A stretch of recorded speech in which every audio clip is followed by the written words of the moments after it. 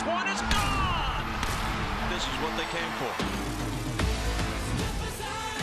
That ball is crushed.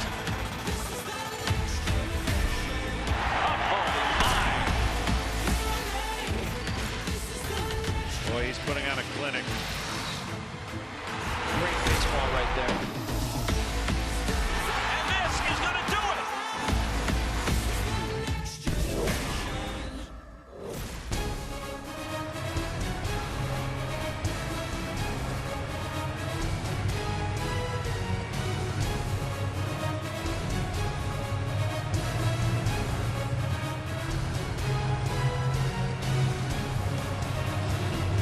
They're roaring at Minute Maid Park in anticipation of Game 2 with their Astros in front of the White Sox 1-0. We thank the Broadway folks, including Kristen Chenoweth, for the opening. These teams are vying for a World Series championship. At least that's eventually where they like to go. We here at MLBN are hoping for a Tony Award.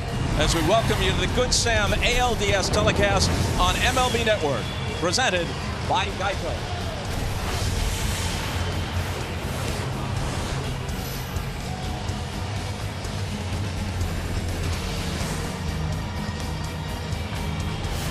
Hi, everybody. Bob Costas with Jim Cott and Buck Showalter. Before we show you the lineups for Game 2, let's look back to yesterday afternoon. Basically all Astros, 6-1 behind Lance McCullers. Yeah, the Astros did everything right, and they proved that they can hit fastballs. Lance Lynn didn't get by with any fastballs. I think we'll see a different effort from Giolito today. Well, they fired the first salvo, but this is a pivotal game. The White Sox can pull this out. You know, this thing could end in Chicago. That's how quickly fortunes change, so you got to stay on task. The White Sox are looking forward to playing the game a little bit more like they're used to playing it. Let's take a look at Tony La Russa's lineup for the White Sox, Kitty, presented by Geico. Yeah, I think top to bottom, they have a great combination, as we'll find out the Astros do, of guys that can hit for average. Of course, Jose Abreu in the middle highlighted there, their MVP, their run producer. And I think today, as Tony La Russa said, the goal for that lineup is to swing at strikes and not chase that Valdez curveball. And the goal for Lucas Giolito, on the other hand, as we flip the lineup card over, Buck, is to somehow figure out how to navigate through this lineup, especially 1 through 7. Well, everybody talks about the magnificent 7 hitters they have there, and rightfully so. But the thing I love about these guys is they're plus defenders, and they run the bases. This time of year, the game's played in 90-foot increments, not the home run, which is 360 feet. The people who can defend that 90 feet and offense that 90 feet usually end up ahead. At the top of that lineup, as usual, the 3-time batting champion Jose Altuve. With more on him, Tom Verducci is down on the field. Tom? Thanks, Bob. Well, at 5'6" and a 3-time batting champion, Jose Altuve doesn't fit the prototype of a dead-pole power hitter. But that's exactly what he has become this year. StatCast, powered by Google Cloud, will show us his 2021 home run spray chart. And actually, it's not exactly a spray chart. It's more like a jet stream out to left field. 30 of his 31 home runs hit to the pole side. Altuve has pulled the baseball more this year than ever before in his career. You saw that in Game 1 with a double off the scoreboard in left field. The Astros have made the postseason 5 straight years. Altuve has been a fixture, but this is a new version. The 5'6" Altuve is swinging it like a big man in the middle of the order. Bob? Tom, thanks very much. When we come back, Framber Valdez will throw the first pitch. Lucas Giolito will oppose him for the White Sox. You're watching the Good Sam ALDS on MLB Network.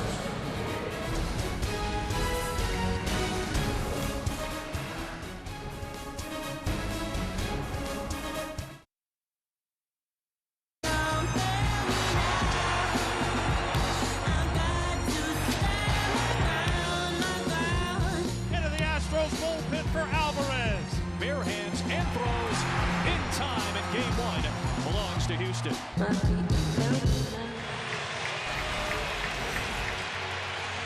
And as we return to Minute Maid Park, the Astros have just taken the field, counting their victory yesterday. They have beaten the White Sox 6 times in 8 tries.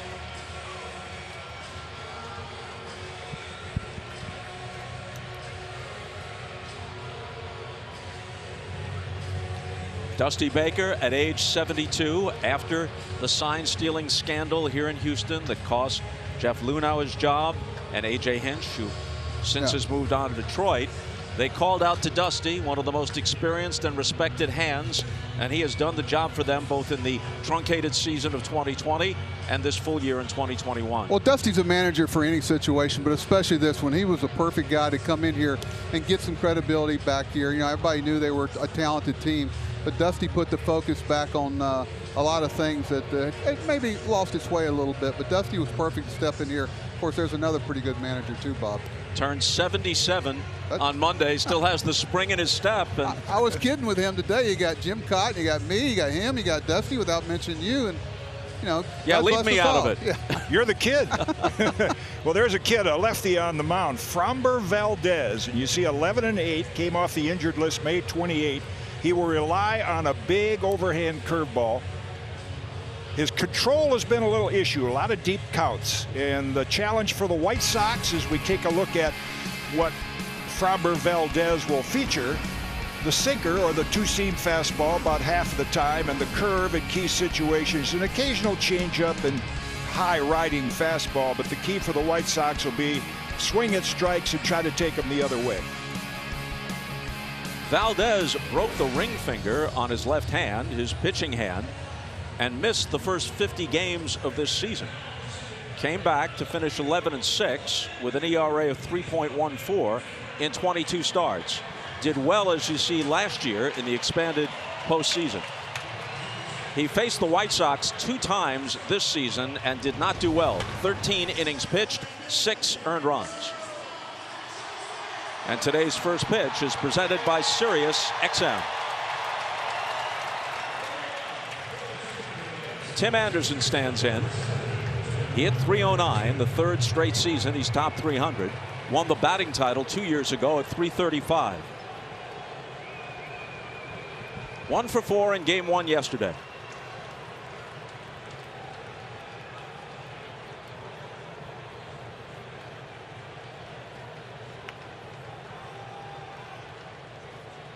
Valdez has his sign from Martin Maldonado, and the game's first pitch is fouled off. Tim Anderson, Kitty, a guy with all kinds of presence, style, has some swag about him. Yeah, star power. They have Anderson and Abreu. The Astros have a lineup full of them. The 0-1 pitch from Valdez. Breaking ball bounced foul.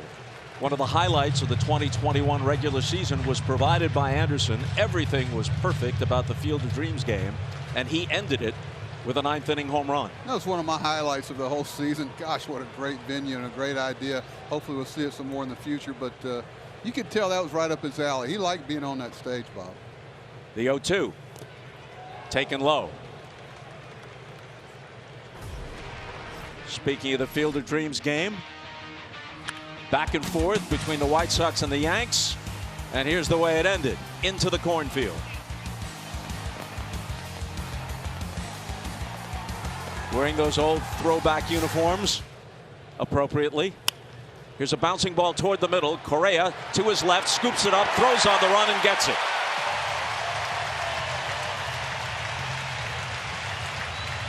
Valdez appreciates it.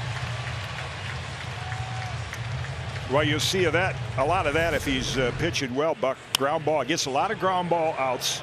See, he stuck out his glove, but said, "No, let Correa have it." Nice play going to the glove side and having to throw kind of against his body. Yeah, the ability to finish that play. A lot of people can get the glove to that ball, but to finish it from that angle. That's why I said before the game, those 7 guys, great offensive players, but the difference is the way they play defense and the way they run the bases.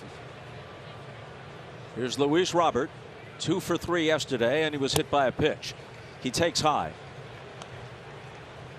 He played only 68 games this year because of a hip flexor injury, but in those 68 games, he hit .338 with 13 home runs. 2-0. A bold statement by his manager, Tony La Russa.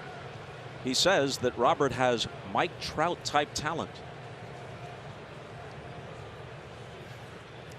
We'll see. That's saying something. And you know, Tony doesn't use those words callously, No. so it gets my attention. He spanks the 2-0 pitch into center field for the game's first hit.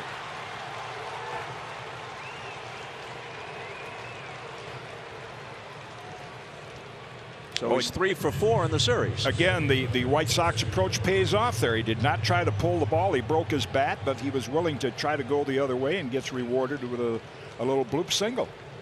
That's what's so tough. You go over and approach to a pitcher before a game, and everybody's got it down. And somewhere between the on-deck circle and the batter's box, your emotions takes over, and you get away from it. That's a good sign for the White Sox there. Here's Abreu. Appropriately, he drove in the White Sox only run in game 1. He is an RBI machine. Knocked in 117 this year. Ooh. Yeah, and I think yesterday Robert tried to steal second, got thrown out, which was a big play. You're trying to steal against one of the best throwing catchers, and the White Sox don't run that much. They depend on putting the ball in play with the bat. One reason to try and keep him close, not just to avoid the stolen base, but to keep the double play as a greater possibility, especially with Abreu at the plate. Grounded into 28 double plays this year, most in the majors.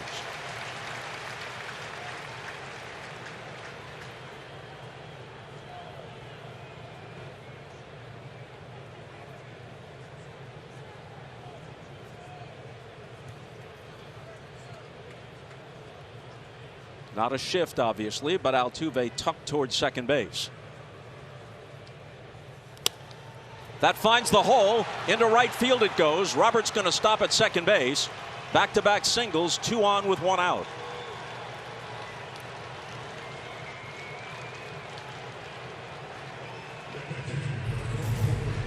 Bob, that's the approach you were talking about there. Not trying to do too much. You and Jim, just, your ego's got to be taken out of the situation. Hey, here's what he's given me. Here's what I'm going to take. You try to pull that ball, it's one of those 28 double plays, Bob. Well, with Robert being held on and Altuve near second base, there was a chasm between first and second, and Abreu went that way. Switch hitter Yasmani Grandal is in the cleanup spot and takes a strike. The plate umpire is Chris Conroy. The crew chief Tom Hallion is at first. Vic Carapazza at second. Chad Fairchild at third. 6 umpires in a postseason game. Adam Hammery has the right field line. Lance Barrett in left.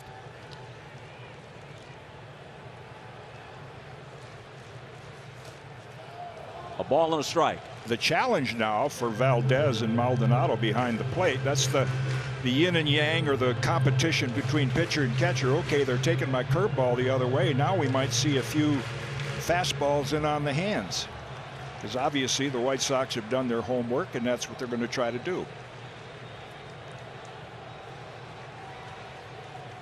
Grandal is a very patient hitter. The lowest swing rate, flip side highest take rate of any hitter in the majors.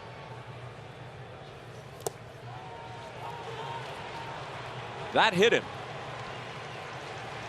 Even he wasn't sure, but Chris Conroy was, and the bases are loaded.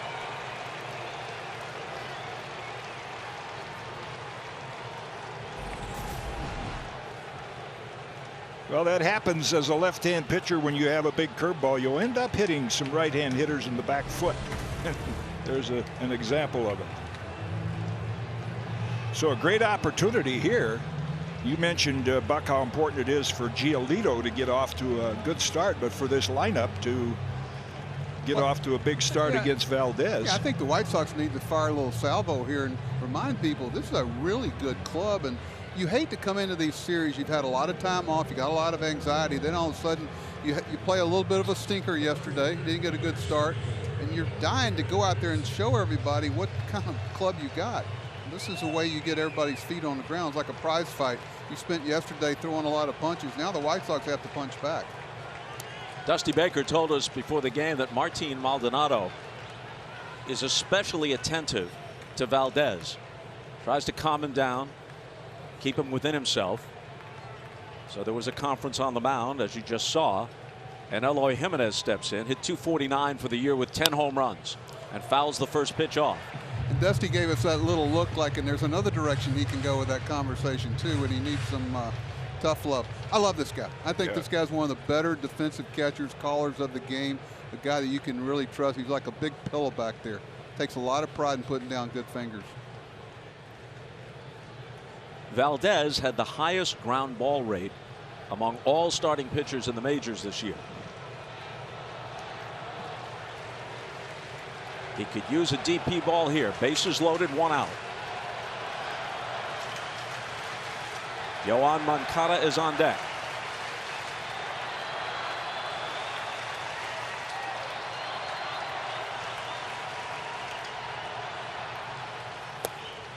One and one.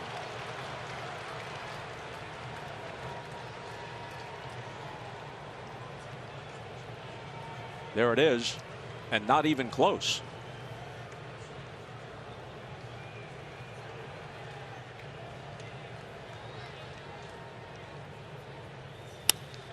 Ground ball, Altuve smothers it, flips to second. They get the out there as a run scores.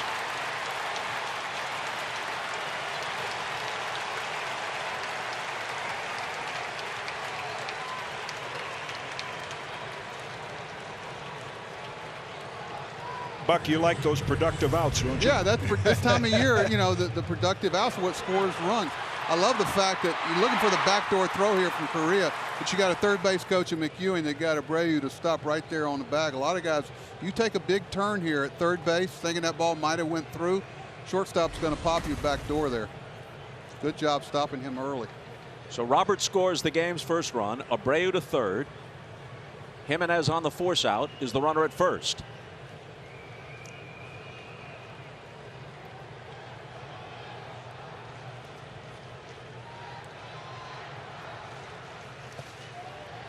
I don't know how much you've seen of Moncada, but everybody talks of this guy should be a star, an all-star.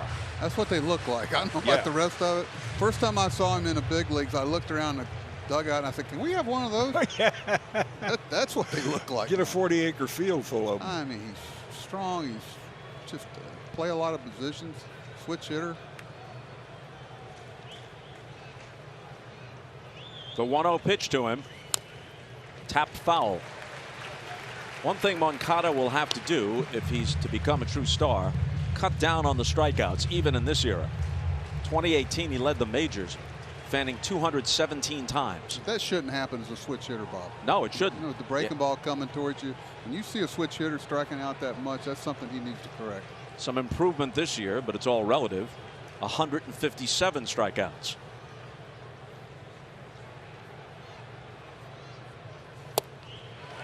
In there, 1-2. This is the play we're talking about. You want to earn your money as a third base coach. You got to make this call early because he doesn't know if that ball's going through. If he rounds that bag big, that throw's going to come right there, and he's going to make a cheap out there. Outs on the bases. Don't want to make them this time of year. Lots of orange in the stands. Fans making noise, hoping Valdez can close out the inning, which he does. They score one. They strand two. Giolito to the mound. Astros come up after half an inning, trailing 1-0.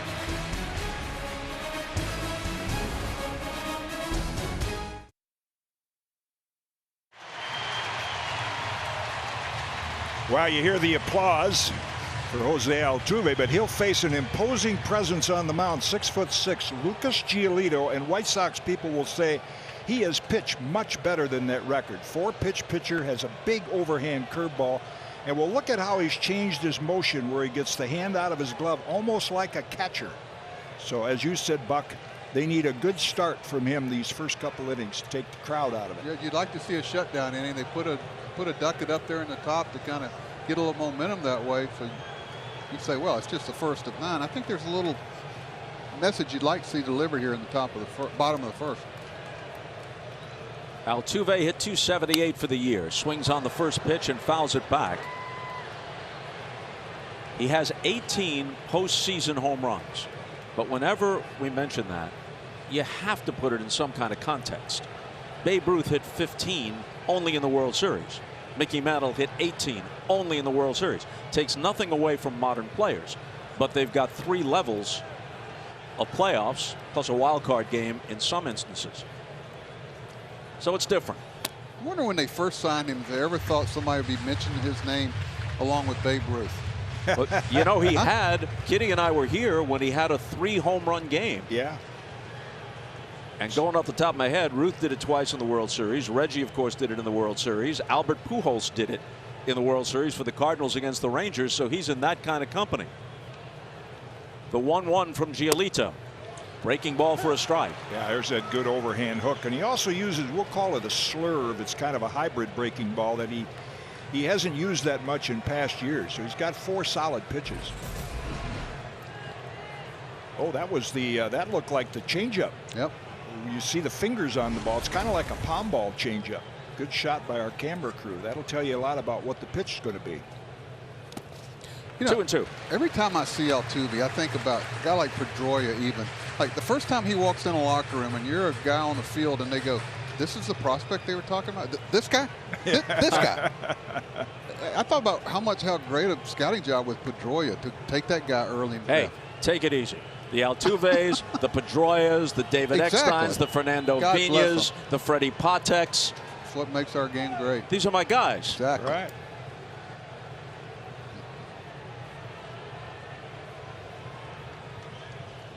And the 2-2 pitch stays alive, getting a tiny piece of it. By the way, don't want to shortchange the Panda.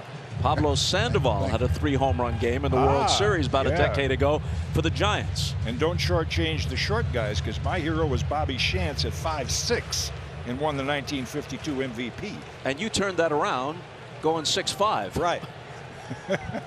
You see the pitch he just fouled off? That's the difference between the minor leagues and the big leagues a lot. You make a really good pitch there and he ticks it off. And now you got to make it again. Now you got to make it again. You know, they tick off those really tough pitches to really good hitters. Giolito gets him. Prior to that, he had not had much success against Altuve, who coming into this game was 3 for 10 against him with 2 home runs. Well, let's take a look. Courtesy of StatCast, powered by Google Cloud. The 4-seamer, that's the over-the-top fastball, changeup. I think that pitch was the slider. It's kind of like a slurve, and then he has the big overhand spike curveball that he blends in there as well. Now Giolito has to face another guy who's punished him, Michael Brantley. Brantley is DHing today. Yordan Alvarez is in left field. Buck, I know as a manager you can see this, but I always look at the eyes of a player. I mean, I could tell the other night with Evaldi, with the fierce look at Giolito, you could tell when a guy is locked in. There's a little bit of a purpose there. It's called, the old scouts used to call it a good face. Look at his face. You think he's ready to compete? Yeah, it may not work out. Who knows? Right. This is the best players in the world that have to offer. But it's not because he's not ready to compete. Right. Pours strike 2 in there. Brantley has faced Giolito 12 times, 6 for 12 with a couple of home runs. Just a great professional hitter. Almost like a metronome. Jim, did you know when a guy was in the box that hits you well statistically? Oh, yeah. I knew before he got in the box. I knew the day before. How about that? Well, he puts both Altuve and Brantley away. Brantley doesn't strike out much. The rare hitter in modern baseball who walks more often than he strikes out, only 53 times this year and more than 500 plate appearances. See, now I think that's what they call the slider, which is a pitch that he didn't have. It's really more of a hybrid breaking ball. And the Astros may not have seen that much from Giolito in the past times they faced him. I think they may have saw that same stat we saw, 3%. Well, he broke it out here in the first inning for 2 strikeouts. Give me a little something different to think about in the dugout between at bats. Ball 1 to Bregman. Limited to 91 games this year by a left quad strain. So his numbers are more modest than what we're accustomed to. I remember the first time I saw him in the College World Series playing for LSU, and I just kind of, it was during our season, I turned to somebody, I go, who's this guy? Where's he going to be in the draft? And they go, you like him? I go, baseball player. Yeah. Just a baseball player. That's what caught your attention. And somebody said, well, how do you quantify that? Well, your eyes tell you that he's a baseball player. He runs the bases. He's got alert eyes. The game doesn't catch him by surprise. And he's got pretty good skills. Tampa Bay's got a roster full of them. Yep. That's why they're playing when the leaves are turning color. How impressive are those Rays? 4th lowest payroll on the majors. Yet again, 100 wins. We were in Baltimore. I used to say that the Rays really eliminated a lot of excuses for front offices because you can do it if you know who you are and you stay true to it. Same division, obviously, as the Yankees and Red Sox, whose resources are much greater. And all 4 teams, 4 teams won 90 games plus that in that division. So let's don't compare divisions. The 1-2 to Bregman. Did he get him? No. Ooh, wow. Tom Hallion, the crew chief. That's a toughest call for a base umpire, I think. But of course, I'm a pitcher. I think when the bat comes off your shoulder, you intended to swing. And that's supposed to be the rule. So no, let's take a not. look at it. Yes, it is. Steve Palermo, yeah, that's a strike. Oh, well, that's a strike. Steve Palermo said if the batter intends to swing, then we call it a swing. Well, he intended to swing. The late, great Steve Palermo. Yes. One of the best umpires of his time. The 2-2. Ooh. Buck is being very silent on that check that's swing. one of the things that I've talked about is I think it'd take 20 seconds after the 7th inning. Each manager should have a replay on a check swing. Like how many games are being decided? It's not fair to the umpires. It's a hard thing. It is a hard Because just call. about every replay looks like he goes. I just think after the 7th inning, maybe just postseason, that you should be able to go to replay on a check swing. Okay, I'm done. We'll take it up with the rules committee in the offseason. And the count holds at 2-2. Might be why I'm not on it anymore. Well, Timmy McCarver, who caught the great Steve Carlton, would always tell the first base umpire before the game, be alert for check swings, because Lefty would get a lot of strikeouts on that slider on check swings. Valdez yielded a run in the top of the 1st.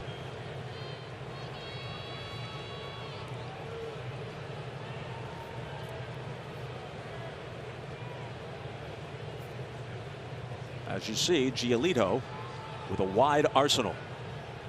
Another 2-2 pitch. He strikes out the side. All 3 of them swinging. Good start for the folks from the south side on hand. Message delivered. Wearing those White Sox jerseys in a sea of orange. Giolito and the Sox up by 1 after 1.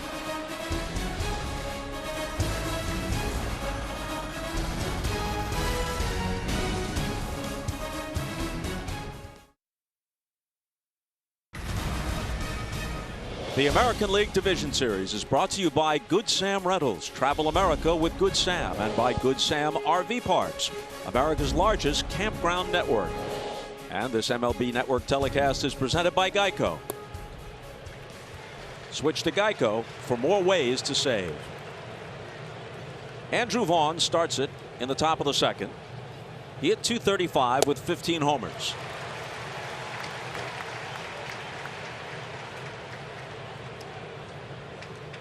Finished the year in a big-time slump. 9 for his last 79. Jim, I always like when you're looking at left-handed starters that may come up through your system. You always ask yourself, how are they going to defend themselves against right-handed hitters? Because up here, sometimes you're going to see 8 or 9. The lineups are constructed where you can flip them around, and this is a great example of a guy who can defend himself against right-handed hitters. Like that, yeah. Yeah, much quicker pace that he had in the 1st inning. Probably got a little counseling from his catcher and worked the ball inside instead of down and away. There's that good overhand curveball, that good 12-6 spin on the inside part of the plate, not the outside.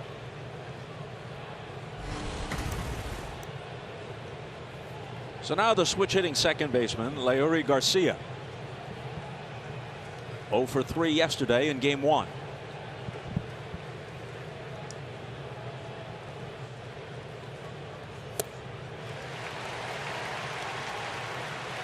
In the first half of this season, defining that as before the All-Star break, the White Sox were 54-35, just 37-33 after the break, but there was no pressure on them.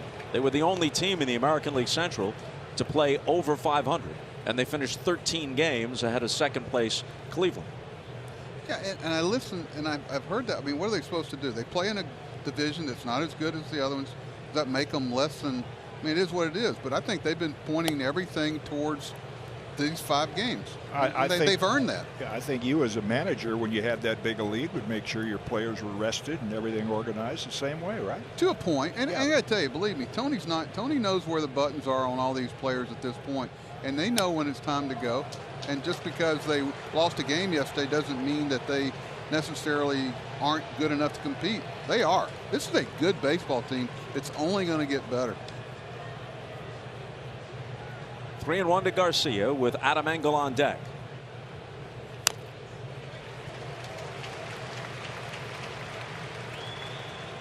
The highest combined age of opposing managers in any postseason series, 77 and 72.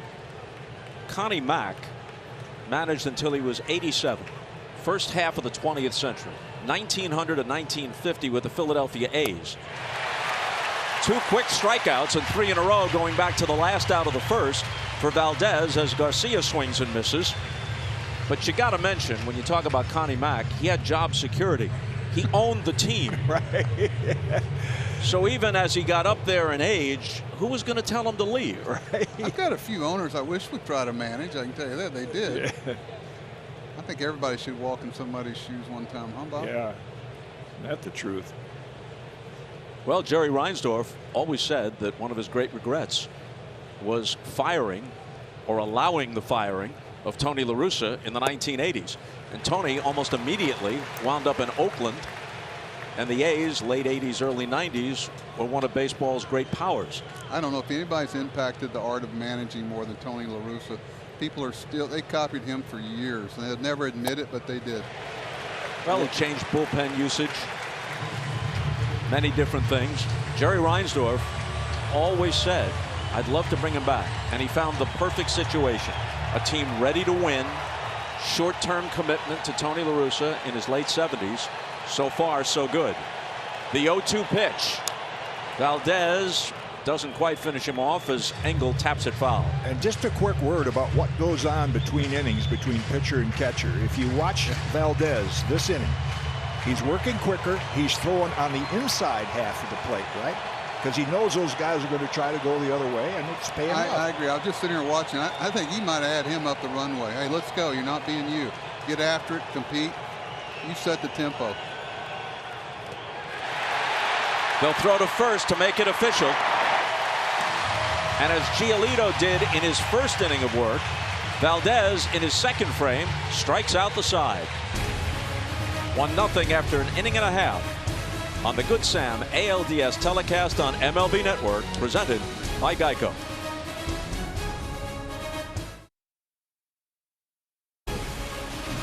Welcome back to the Good Sam ALDS telecast on MLB Network, presented by Geico. Bottom of the second. Alvarez, Gurriel, and Correa with the Astros, who trail it 1-0 as they lead the series 1-0.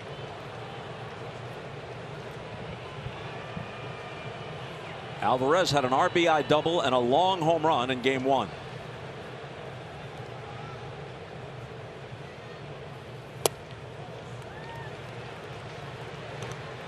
Buck, I think Jimenez in left field might need a ticket. Well, he can hear everything being said out there for sure. I mean, he is playing deep. He's trying to defend that seam a little bit. You know, I know we got a left-handed hitter up, but with power, you got to figure anything he hits up in the air, the other way is going to be in the cheap seats anyway. Big cut and a miss. His double yesterday went in that direction. Yeah. You defend the big part of the park. You know, most times that ball's hit to the outfielder's right. It's going to be a home run or off the wall anyway, so you might as well get somewhere where you can impact the play. Kind of like Fenway Park, except this is easier to hit balls to left field than Fenway. I think Giolito struck out the side in the first. His 0-2 to Alvarez is down and in. Of course, if you look at the Astros left fielder, I'd like kind of feed off. So he's up there in a little different area. Now, the hitter, who the hitter might change who it is. you got to ask yourself, okay, anything over my head's a double or a home run anyway. Why don't I try to cut off the single? So every club that comes in here plays it differently. I tend to copy the Astros if I came in, Jim. What do you think? How would you play it here? Well, I'll make a point about a left-hand pitcher, because Alvarez, 18 times he started when Valdez starts. He's not what you'd call a particularly good outfielder, but he's only had 6 chances because Valdez throws a lot of ground balls. So I always like my outfielder in the opposite field to play shallow and take away the flare. That's what we did in a place like Coors Field. Heck, the ball carries everywhere. The ones that kill you there are the balls that fall in front of you. Right.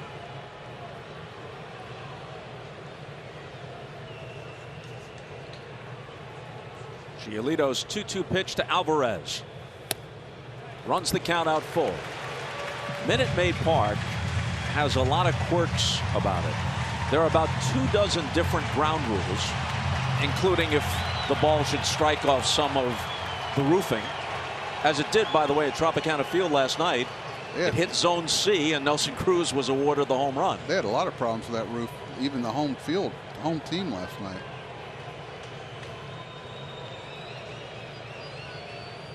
And the 3-2.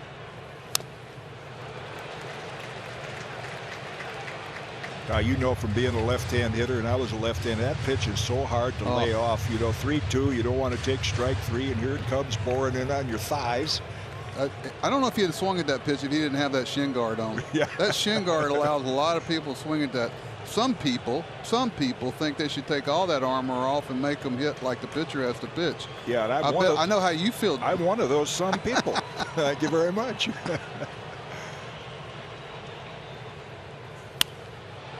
A little pop into foul ground with the shift on, racing over and unable to make the play is Moncada. Wow. He got to it, but couldn't quite clutch it. And he took a hard slide into that pad. I would hope he doesn't have a knee injury or a foot. That was a great effort.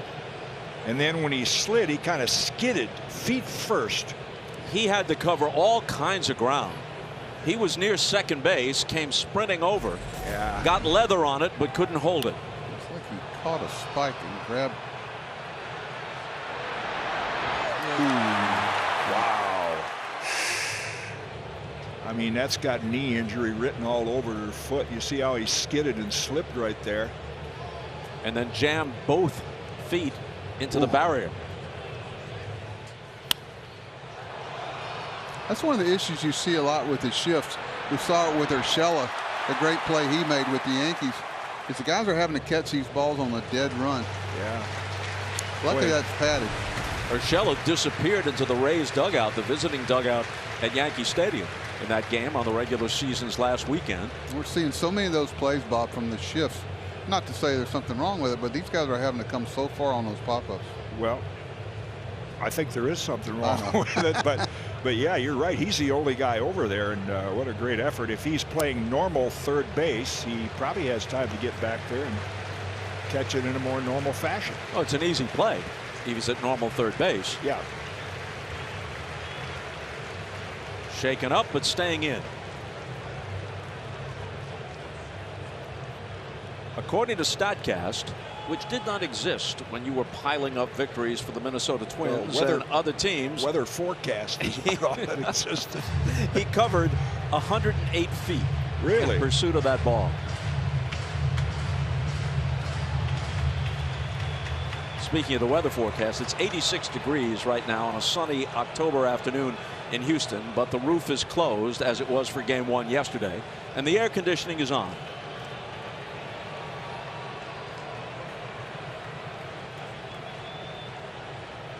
And another 3-2 pitch. Walked it. Wow, that's some kind of at bat. Managers love that kind of at bat, don't they, Buck? Yeah, you could see that coming after the long delay. You know, as much as you just kind of lose a feel for your pitch and your release point a little bit. That's of 90 feet that was earned and won. Yeah. It brings up 37-year-old Yuli Gurriel. Had an off year in 2020 in the 60-game season, hit just .232. Bounces back to lead the American League at .319 this year. He was already a big deal star in Cuba when he arrived with the Astros 5 years ago at age 32 and embarked on a very successful major league career in America. That ball is hit at an odd angle toward Garcia. They get the force at second base, but they can't double Gurriel up. And what they're going to ask now, the second baseman's thinking to himself, should I have thrown that ball to first base first? Because the base runner had to honor whether he was going to catch it in the air. That's what they're, at the end of the day, you kind of walk back and go, did we get a look at the runner at first? He had to hold up. He could have thrown that ball to first base first and then went back to second. Is that being picky, Jim? Not at all. Not at all. I think, Buck, what it points out is baseball is a slow-paced game, but when you're in the field, things happen in a hurry. You have to think ahead. All possibilities. If he goes to first base there, he's got the double play. No, that was a good pickup. No question about that. Here's Correa.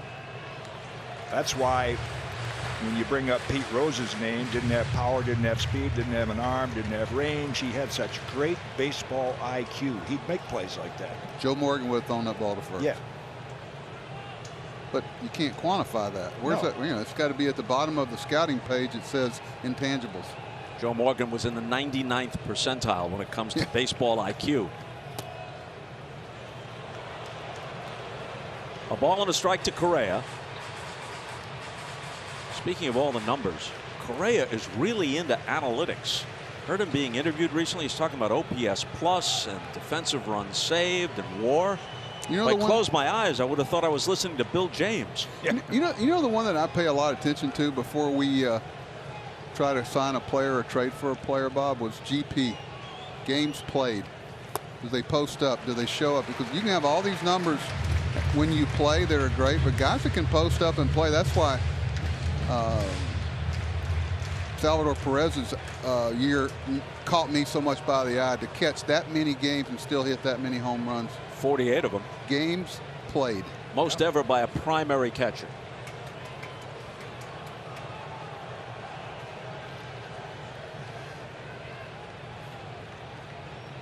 Gurriel away from first, held by Vaughn, and a fastball is high. 3-1 to Correa. Boy, so sharp in the first inning, and now, of course, the heart of the order, a little more. Yeah.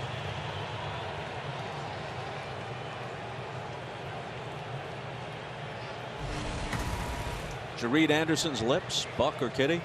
Yeah, you're not going to tell your infield mate, hey, you messed up there. It's like they're going to go, yeah, I know. But believe me, there'll be a conversation there. Full count now to Correa, who at age 27 has a big payday coming. It's almost seemed like a foregone conclusion that this would be his last season in Houston, but recently the owner, Jim Crane, says we'll be in that bidding war up to a point. We'd love to keep him.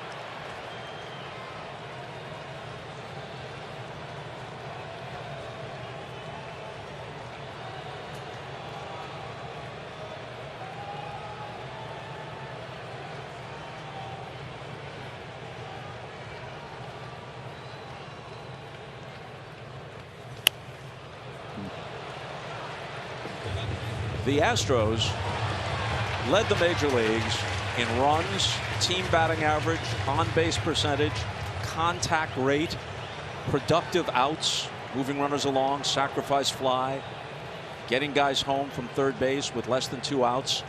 And as Dusty put it yesterday, yeah, we can hit the long ball, but sometimes we just stack pennies and they add up. Exactly. It's a great way to put it. They used to hear that expression all the time in the dugout. Hey, get him in a stretch. Put him in a stretch. Yeah. Put him in a stretch. Put some pressure on him. Gurriel runs, but now he can slow up. It's ball 4. Well, that's the one thing as a pitcher when you're facing a lineup like Houston, you just have to eliminate the base on balls. You can give up some solo home runs, but there's too many guys in this lineup. I mean, you're working down the end of the order, but you're looking at a guy that a lot of people have not heard much about that can get you 3 runs in a hurry. Kyle Tucker was sizzling in September. And there you see the final numbers he posted. Hitless with a pair of strikeouts in game 1. Bob, you see Grandal giving signs out in front of home plate, and people say, "What first and second? What kind of signs he giving?" He's basically telling the infielders where he's throwing a third or second on the stolen base. And people say, "Well, why is that important?" Well, if the other team knows you're throwing a ball to second base, that's going to go through, and the Astros are going to tie the game. Here comes Gurriel, and it's a 1-1 ball game in the second.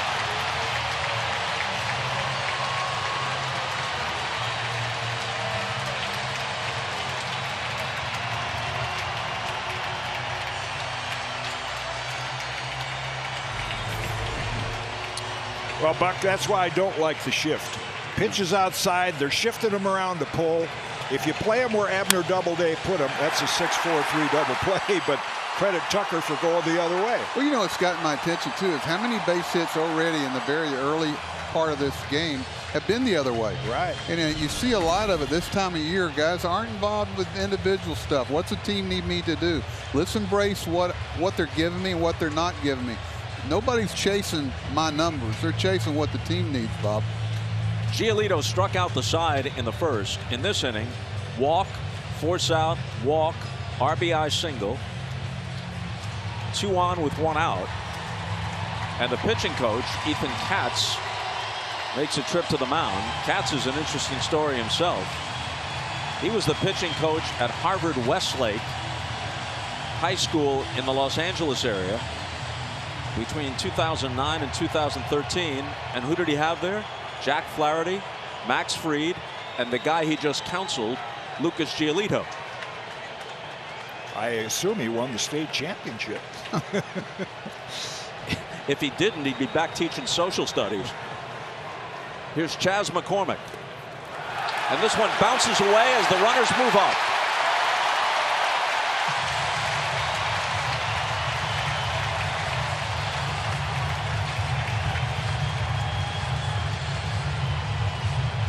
La Russa indicating we'll play back. We're not going to bring the infield in this early in the game. I think that's one of the more fascinating things is your infield depths, Jim. You know, where do you play them? What inning is it? What's my bullpen like? See that spin there? That I wanted to ask you about that, Buck. How do you determine right now whether to play there's about 8 factors. My bullpen versus yours. The guys hitting behind him, where you are in the batting order. Your speed of the runner at third. There's about 4 or 5 different things. I know Gene Mock was a manager that always brought the infield in. Some guys did. Yeah. They did that in Colorado. Said to heck with it. We're trying to save runs. Ripken has a theory that if you do the angles right, you're really not giving up that. It was fascinating to hear Cal talk about playing in.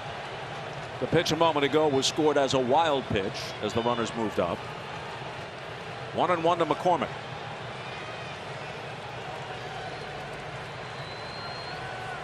Dusty liked him in center field and hitting 8th today rather than Jake Myers, who was 2 for 4 yesterday, because he thinks McCormick handles breaking pitches from a right-hander better than Myers generally does.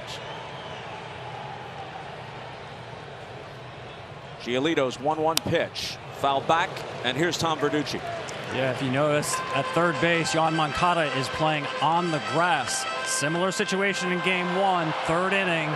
Runner on third base, less than 2 outs. The White Sox had him playing behind the bag, and that allowed Jose Altuve not only to get a bigger lead, but to get the jump and play the contact play, running on contact. It'd be a lot harder for Correa to score with Moncada rolled up onto the grass. Really good observation, Tom.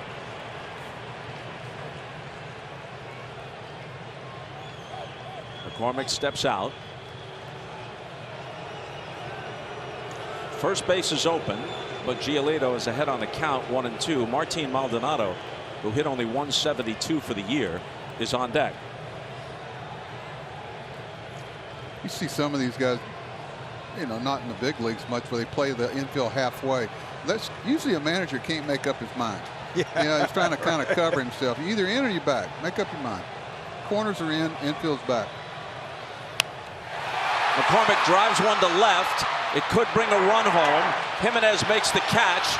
The throw to the plate, not in time. And it's 2-1 Astros.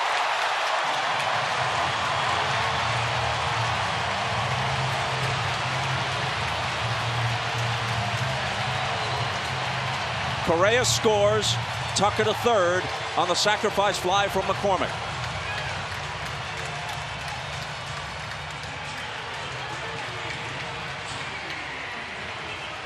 Well, now those base on balls and the decision at second base to go to second and kind of are jumping up and hurting the White Sox. And I'll tell you a little thing. Giolito backing up home plate saved him a run here because they're tagging at second too. If he's not backing up here, this runner going to third is going to score too. So pitcher's job. Not going to show up in the stat sheet, but he just saved a run right there by backing up the plate. Maldonado swings on the first pitch, drives it to deep right. Back goes Engel on the warning track, and he makes a running catch. Maldonado gave it a ride. Engel tracked it down. Astros settle for 2 and lead it 2-1 after 2.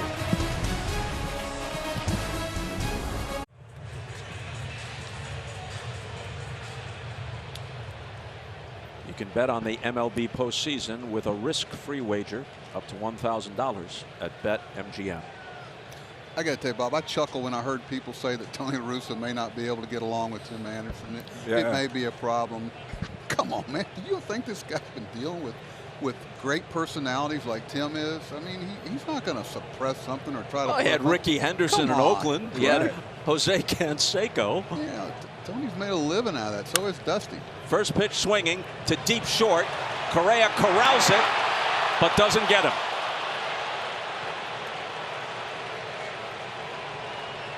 Even out of the right side of the box, Anderson, tough to get on a play like that. What does that feel like? Which part of that? To throw like that from the hole or to run like that? Both. Jim, could you tell me? Yeah. Which one is that? How's that feel? Let's see. I don't know. Wow, that's fun to watch. I would guess we'd have to go back to Sean Dunston. Good call. Who got drafted ahead of Doc Gooden, and Whitey Herzog when they said why, because he had a better arm.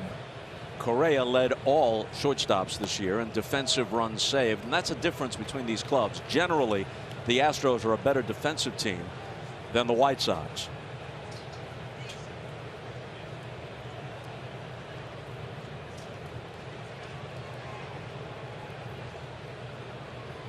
Luis Robert had a single in the first.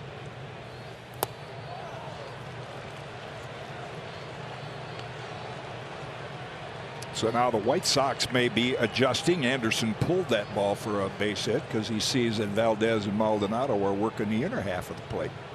Game of constant adjustments. You kind of see what's going on, and it's almost from pitch to pitch. Okay, Jimmy, you turn him loose here. 3-0. Well, I would ask you that. I don't know much about. Oh yeah, you tell a good hitter. You tell. I would, not make me right or wrong, but in this ballpark, I might turn you loose. Really? If I'm a right-handed hitter. Okay. I think you already know who you can trust and you can't trust. Who's going to have an emotional at bat and who's not by this time of the season. And Robert walks on 4 pitches. Here's Tom. Mentioned that first inning single by Robert brings me back to the key adjustment he made. It's a guy last year who hit .202 against fastballs, and you could see his setup last year, very neutral stance, feet even with the plate. What he did was he opened up his stance and he improved the angle of his bat to get the bat on plane sooner. And the key here, according to White Sox hitting coach Frank Menachino, is watch the shoulders. Last year he would over-rotate the shoulders with that neutral stance. So by opening up with the shoulders open, watch the shoulders here. He stays on the baseball. There's no over-rotation with the shoulders. Sounds like a small adjustment for a guy who's got every tool in the box, but that has paid big dividends. He's hit almost 400 this year against fastballs. You can see right there. And you saw the way Valdez did not want to challenge him with a fastball throughout that at-bat. And Tom, the other big difference between 2020 and 2021, as we looked at that split screen, actual humans sitting behind home plate. So 2 on, nobody out for Abreu, who had a single in the first. This is the 5th time this season when he's hit as many as 30 home runs and topped 100 RBIs. Only one player in White Sox history has done that more often. The first ballot Hall of Famer Frank Thomas, who did it 8 times. Brent Strom, the pitching coach, went to the mound. Now Valdez back to work. Well, Abreu, Buck, and I know you know from seeing him, is one of these hitters that even with first and second and the potential to hit a 3-run homer will take the ball the other way. Yeah, I noticed Gurriel's really gotten over in the hole. He got beat over last time. The first at bat, he was pretty much right behind the runner. This time he's really over in the gap there trying to cut that slot off. Yeah, but in the first, he had to hold him because second base wasn't occupied. That's the beauty of putting people out there, yet you make the defense do different things. Constant pressure, productive outs when you do make them.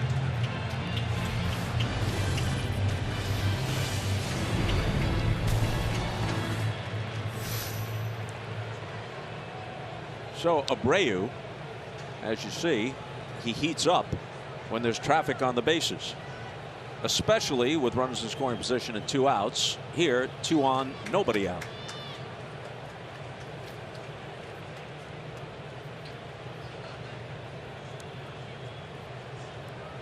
Anderson at second, Robert at first. And the 0-2 pitch, down and in, and blocked by Maldonado.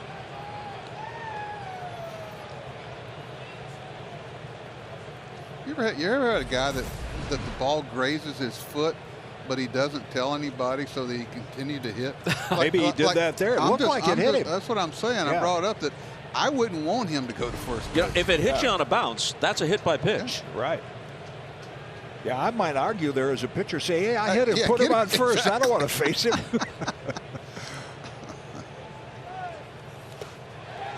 Did he check? He did.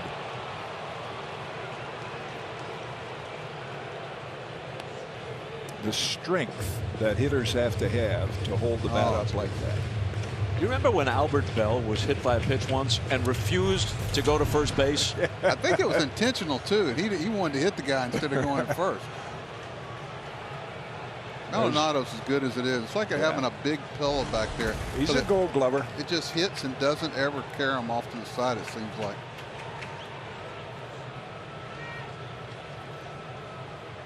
Two-2 pitch with Grandal on deck. Struck him out. 5th strikeout for Valdez.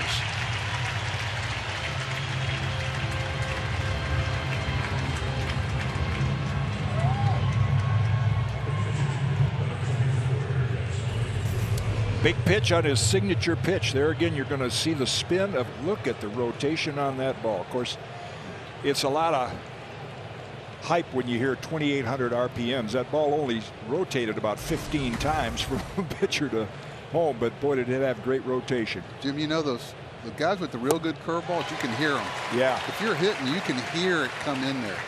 Donnie Cooper, the pitching coach for the White Sox before this year and before last year, had the best curveball, one of the best I've ever seen. You could hear it. He'd sit in the dugout just popping it, and it'd come out of his hand. You could hear the spin. 0-1 now to Grandal, who was hit by a pitch in the first.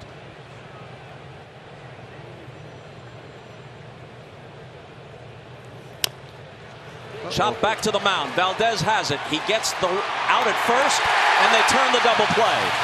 The out at second, I should have said. And the back end of the double play at first. But you get the idea, and that gets him out of trouble.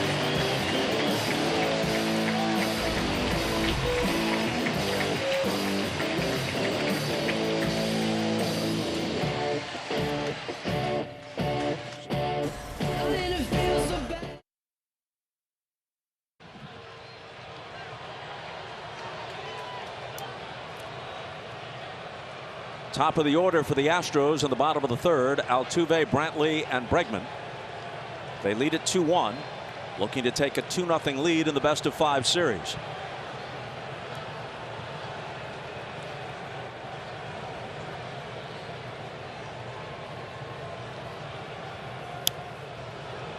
Lucas Giolito was 11-9 for the year, better in the season's second half. He threw a complete game, a rarity these days, in July against the Astros at Chicago, a 10-1 win. And you may recall he had a no-hitter in 2019 for the Sox against the Pirates.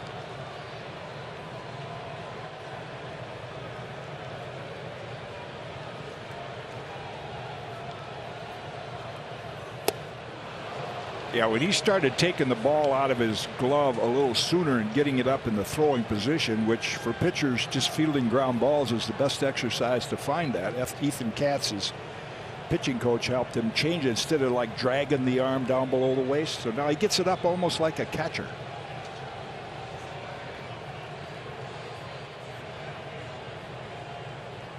That's why you know when you're talking to infielders and evaluating them, there's three parts of it. You got to catch the ball, you got to transfer the ball, and you got to throw the ball. And right. It's kind of similar with pitchers. You know, a lot of things are lost in the transfer and getting your arm into the position you want to get it in. And a lot of it really in fielding for a pitcher anyway comes from footwork. Yep. You know, a little shuffle step, get the ball out. People ask about why Derek Jeter made so many errors. I think close to 60 in Greensboro. He had a footwork problem. And once the footwork problem was solved, the rest of it came into play. 1-2 pitch to Altuve. Poked foul. By the way, mentioning Giolito's complete game against the Astros earlier this year, there were exactly 50 complete games in the major leagues this year out of more than 2,400 total games. Jim, your thoughts? Well, it's not the pitcher's fault. It's the way they're trained, and they're certainly physically capable. But if they're not trained that way in the minor leagues, they're just 3 innings and out, then they're never going to be in shape to pitch a complete game very often. 2-2 to Altuve.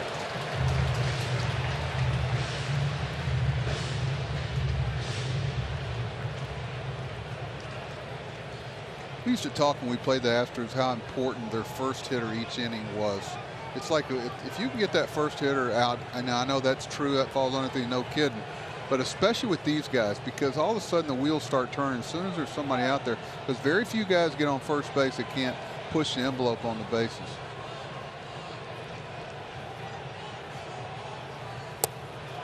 He lays off, full count.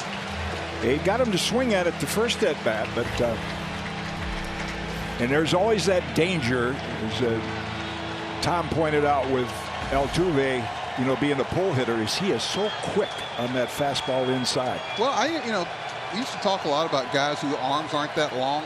You know, the short arm guys. You're talking about Sean Casey. You're talking about Altuve. It's hard to get in there. Yeah. And with something they can't keep fair.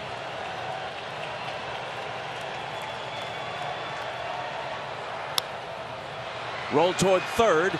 It's a fair ball, and Altuve is thrown out by Moncada. Boy, you can see the way he was throwing that ball rather casually, but moving slowly, as I think it's the effects of that sliding into the padded fence down left field.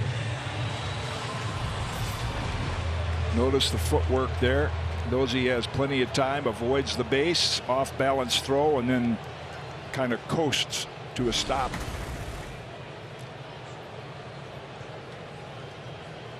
So now Brantley, 311 this year. Almost annually, you can put him down for something between 300 and 315.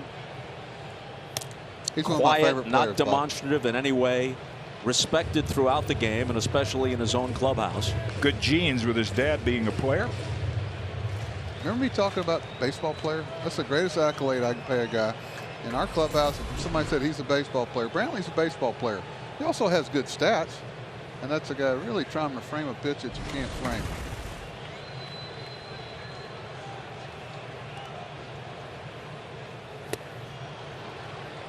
One and one. You know, all the talk around baseball these days is about velocity, and Giolito can throw hard, gets it up there in the mid-90s, but he's got that changeup and that curveball. Valdez and others, we're seeing this is kind of a breaking ball showcase in this series. McCullers last night or yesterday. Yeah, Lance McCullers with that great curveball. Hit solidly to center field. Robert on the run, can't get there. Brantley is going to try for two, and he's going to make it standing up.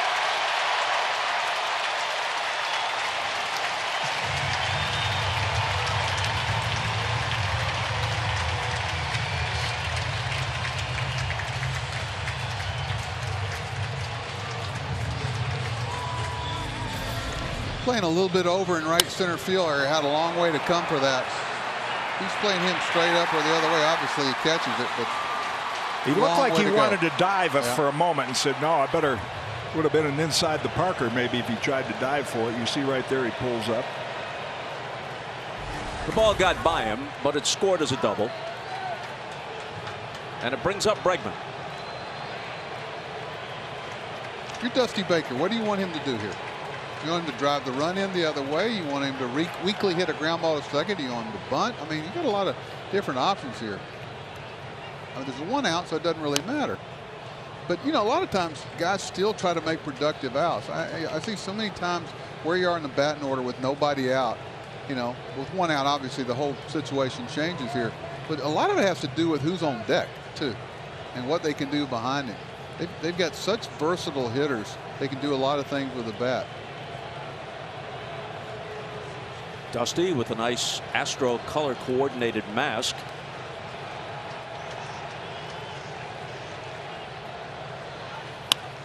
This ball's off the fist, but it's well placed.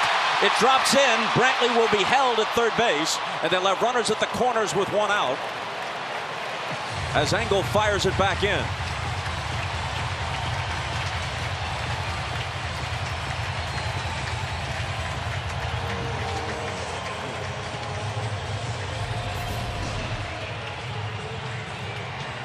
Fastball right down the chute.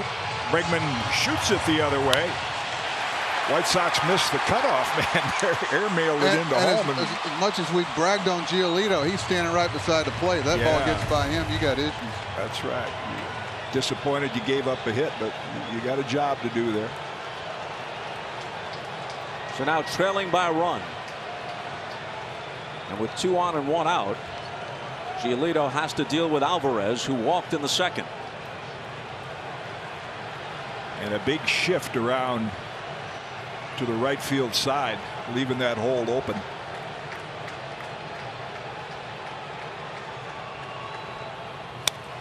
On the first pitch, he pops it up.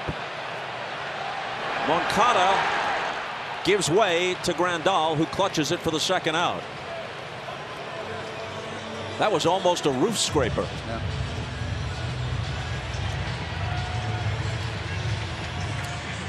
It's one of the issues you have when you play this time of year with so many more people, especially this year, that you can't hear someone say, I got it, or whatever. You know, there's got to be some eye contact. There's got to be seeing somebody wave.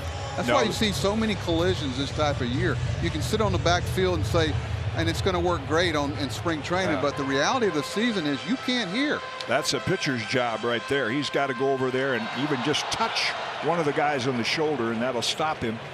Pitcher always has a place to be when there's a ball hit in the infield.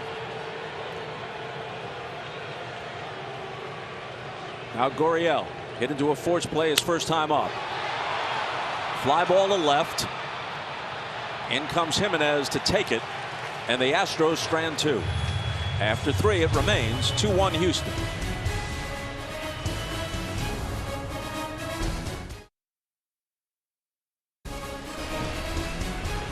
This is the Good Sam ALDS telecast on MLB Network, presented by Geico.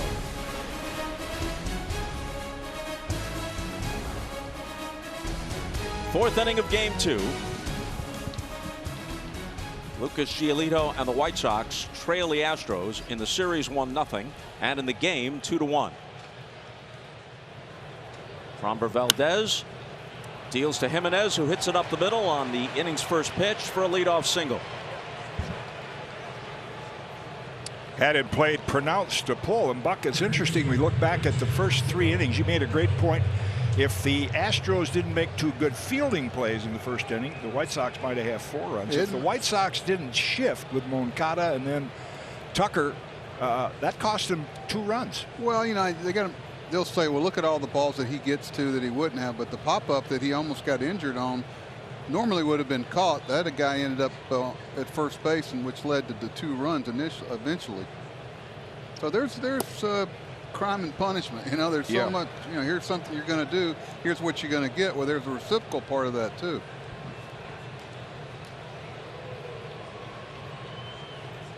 Ball 1 to Moncada. who struck out his first time.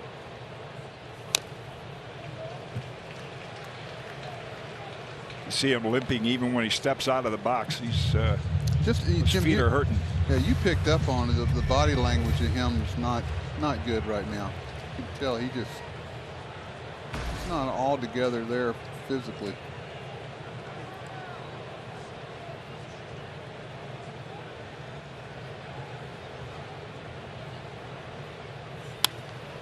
That ball is slashed to first, fielded smartly by Gurriel, who steps on the bag. Now it's a tag play and a double play.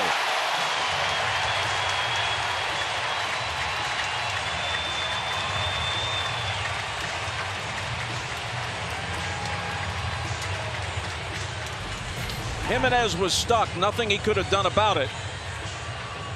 Gurriel is right on the bag. There's the first out. Now the force is removed. They got to run him down. That's the long short hop. That's a tough play.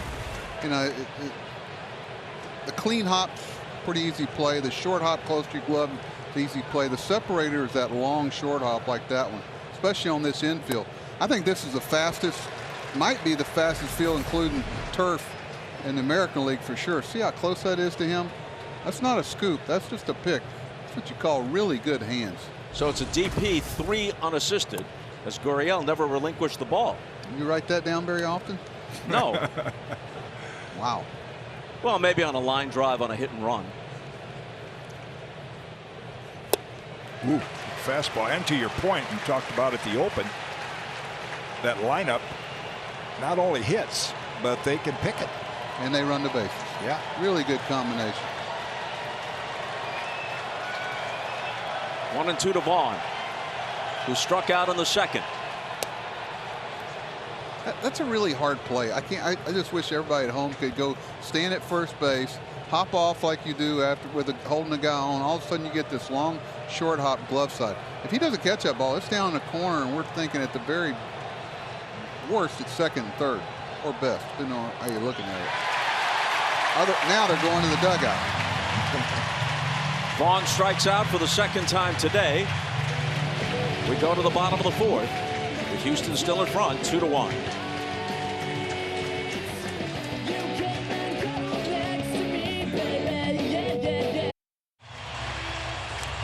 Get a taste of victory. If there's a triple play in the postseason, Evan Williams Bourbon will give $1 million to one lucky fan. Enter the triple play sweepstakes at evanwilliamsdugout.com for a chance to win big. I'm entering. I don't know about y'all.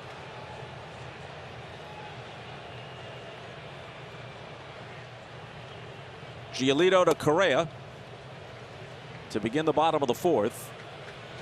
Carlos walked and scored the go-ahead run in the second inning.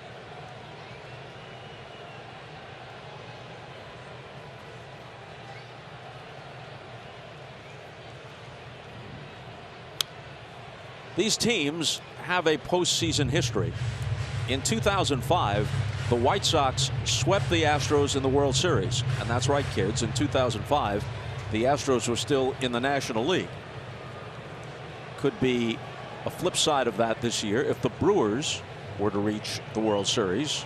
They got there as an American League team in 1982, lost in 7 to the Cardinals. Could get there as the National League pennant winners this year. Wish everybody could have enjoyed the joy of playing in the Astrodome, Jim. Oh my goodness. Just like playing on this board here. You know, Pete Prieto, the clubhouse man, always kept a pot of espresso. Because supposedly espresso. You could fall asleep in there. It was like being at the opera.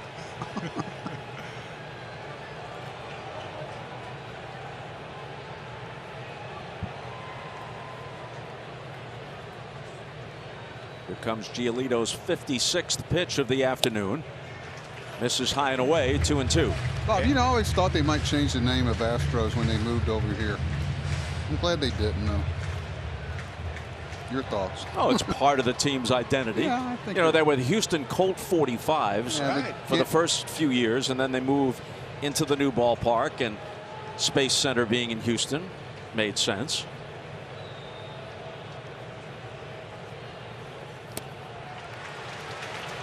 I think they made the right decision. They didn't consult us, right? This, of course, is now Minute Maid Park.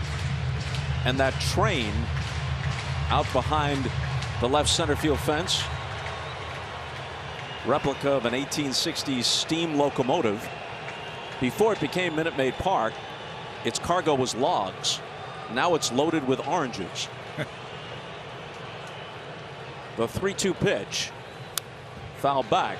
Yeah, there's another example, Buck. These good hitters, they frustrate pitchers, and Giolito needs a clean inning. I mean, he came out of the chute, boom, and now he's got traffic every inning, and Correa foils a perfect pitcher's pitch. That's a common theme I hear from young pitchers when they first come to big leagues. You know, these guys that tick that pitch off, that's strike 3 in the minor leagues, and you got to make it again. You got to make another quality pitch and not walking. Here comes another one on 3-2, and he struck him out. And that's why he's still in the big leagues, pitcher, because he can make it again. 4th strikeout for Giolito, his first since he struck out the side in the first. There's a full slate of postseason baseball coming up right after this game. First, you can head over to TBS for NLDS Game 1 of Braves and Brewers. And then at 7 Eastern, FS1 brings you Game 2 of Red Sox Rays. Then end your night back on TBS with NLDS Game 1, Dodgers and Giants. How about that? The Dodgers and Giants playing in a postseason against one another. Never happened. Kyle Tucker to the plate. You're right, it never happened technically, but I've had some fans ask me about this. In 1951, when Bobby Thompson hit one of the most famous home runs in baseball history, a best 2 out of 3, those counted as regular season games because they ended after 154. The schedule was length then, dead even. They played 2 out of 3. Same thing happened on the West Coast a little more than a decade later in 1962. The Dodgers and Giants tied. They played best 2 out of 3. The Giants won again, went to the World Series, lost to the Yankees as they had in 1951. But those technically were not postseason games. Right. They were regular season games to break the tie. Just as Bucky Dent's famous, if you're in New York, and infamous if you're in Boston, home run in 1978 was regular season game number 163. 2-0 to Kyle Tucker, who had an RBI single in the second.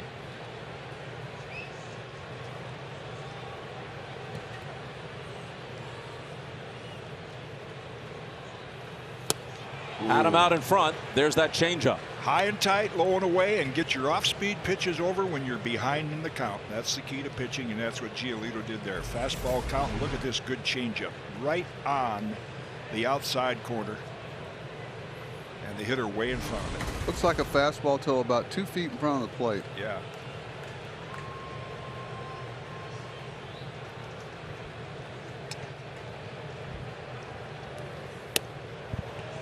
In tight. Now back to the train.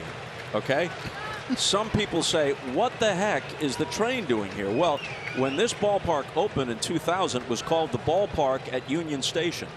There was a train station that opened shortly after the turn of the 20th century and remained the main rail line through Houston until the 1970s, when they opened an Amtrak station in a different location.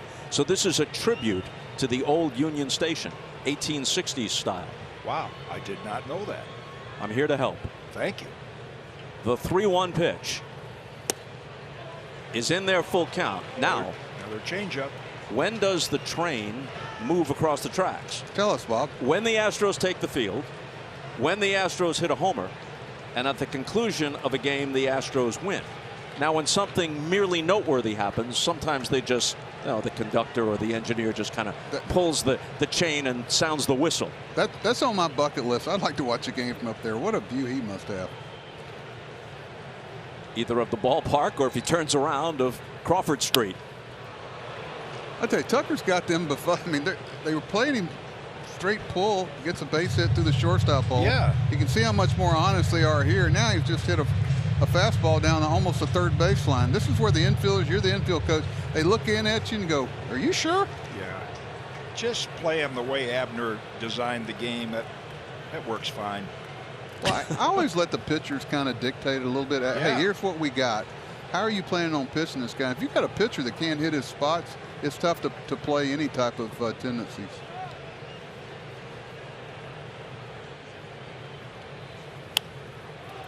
Tucker lifts a pop on the changeup, back of the plate, and it stays in for Grandal. Wow, what a great job of getting those off-speed pitches over in hitters' counts. You know, there's an old expression that, you know, the guy hits fastballs through the minor leagues, through high school, college, and he gets to a certain level and he says, look at this, Jim, look at that changeup. Gosh, Yeah. That's beautiful. That's perfect. That's textbook. See, it's in the middle of the plate, but you fool them with a change of speeds, not the location. And the beauty is you take him off the sweet part of the bat. That ball hit down on the brand a little bit because he was thinking fastball. But there's an old expression that says, he calls home, he says, Dad, don't sell the mules. I'll be home shortly. These guys are throwing changeups behind the count at this level. Right. Keep the mules in the barn, I guess. Dad, Or the corral. I'll be home shortly. They broke out this thing here called a curveball. I remember the first level I reached, it was Mark Langston's slider. I saw it in Double-A and went, ooh. Yeah. If they all got one of these, I'll be home with the mules too. You never reached that level, did you, Jim? Oh, yeah. He could hit, you know. Jim could hit. Jim hit 8th in some orders, he told me. I had to ask him, you know, Jimmy could hit, he could field. 16 Gold Gloves. Did a lot of things to help yourself win a game. That's what hit me when Valdez made the great 1-4-3 play, was his ability to throw, Jim. Yep. A lot of pitchers can catch a ground ball, but they can't get off a base to throw, you know, get a good base to throw off of to a base.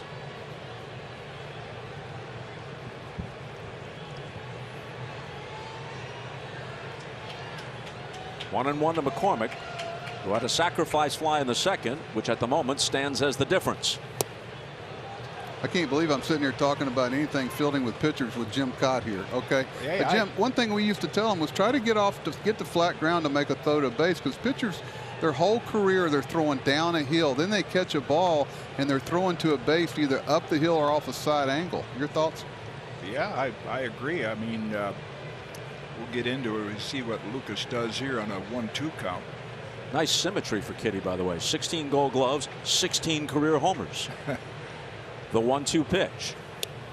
Yeah, I think pitchers fielding, Buck, you know, as a manager, you did a lot of it in spring training, and then when the season starts, if you don't continue to do it as a pitcher, and then all of a sudden the ball is hit there, whoa, it's shock to your system. So I always, between starts, wanted to do a little fielding practice. Well, we used to take the guys out once a homestand and just refresh some things. There it is right there. See the base he gets to throw off of? He becomes an infielder. A lot of guys can't hit that second baseman in the chest there where Altuve can redirect the ball. That was perfect.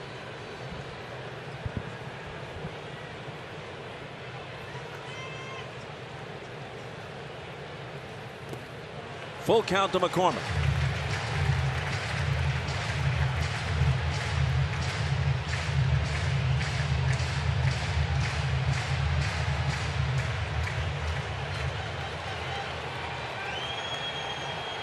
Big pitch. You know, you'd like to lead off the next inning with Maldonado. Absolutely. You really don't want to turn the order over. Even if he walks here and Maldonado makes an out to end the inning, you've turned the batting over, and now you've got the top of the order the next inning.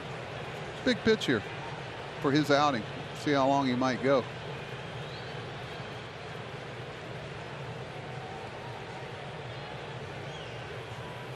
And he loses McCormick.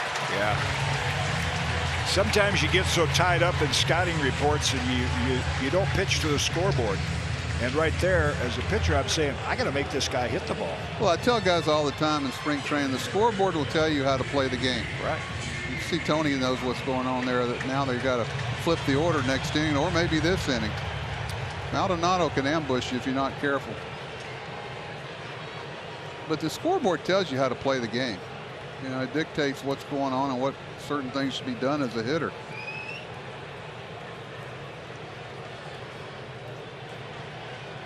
When Buck mentions the possibility of Maldonado ambushing you, he does have the dozen home runs to go with a rather feeble batting average.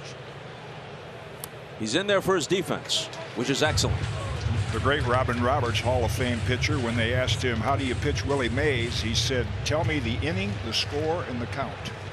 And that's what dictates what you do as a pitcher. Well, Robin Roberts, like fellow Hall of Famer Bert Blyleven, gave up a very large number of home runs, but a disproportionate number were solo home runs in a game situation where it didn't hurt all that badly.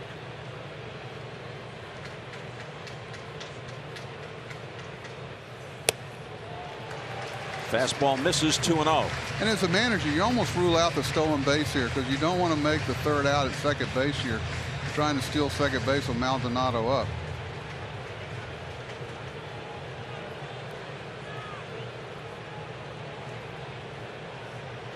Both these guys are about 3 hitters ahead right now, maybe an inning ahead. And pitchers should be too.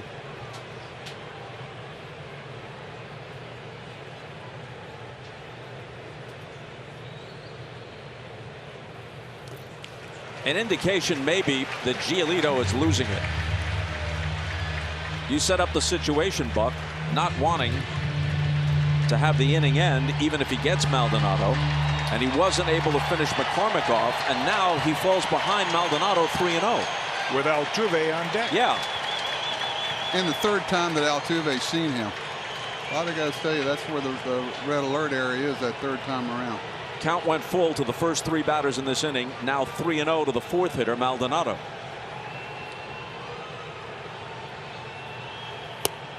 He pours that one in there for strike 1.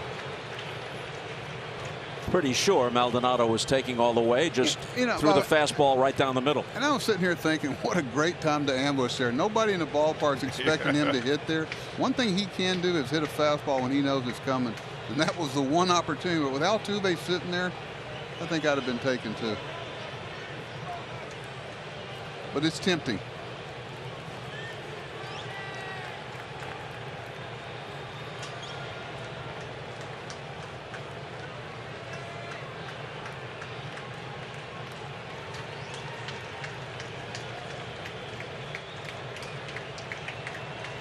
The set and the 3-1 pitch is lofted into right field, where Engel waits. But they won that inning because they flipped the order now for the next inning. After 4, Astros 2, White Sox 1.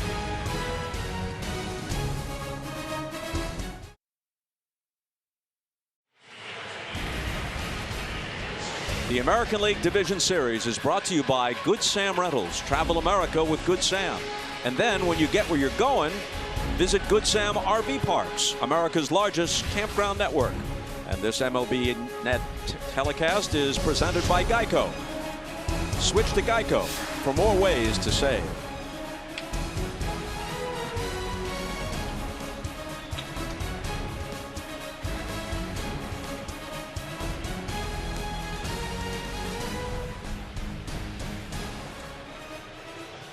On to the 5th. Leury Garcia, who struck out in the 2nd, leads it off.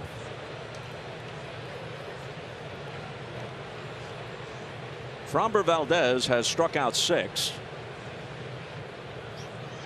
including all 3 in the 2nd inning.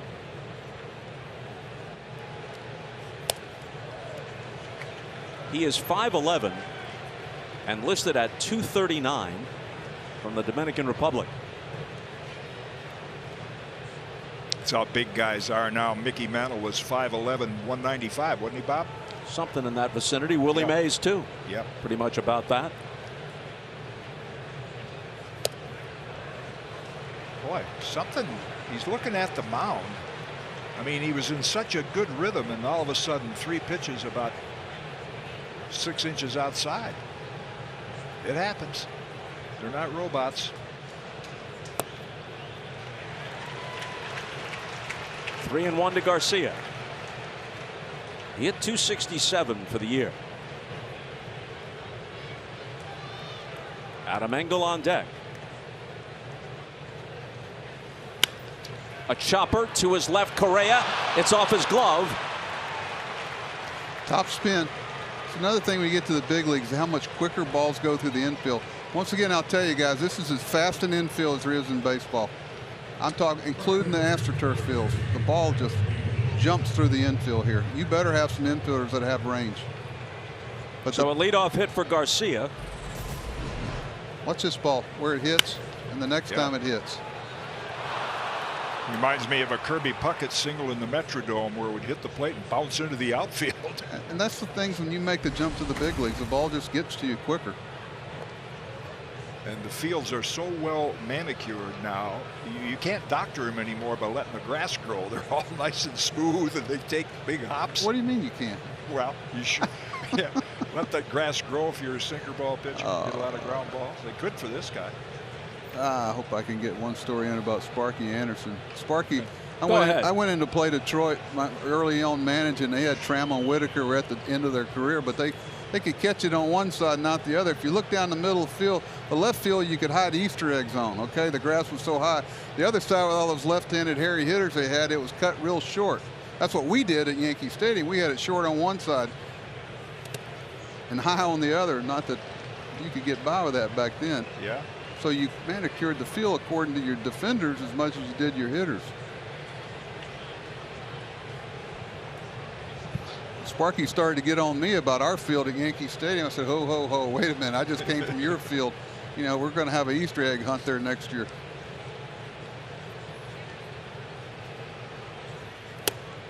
A ball and a strike now to Engel.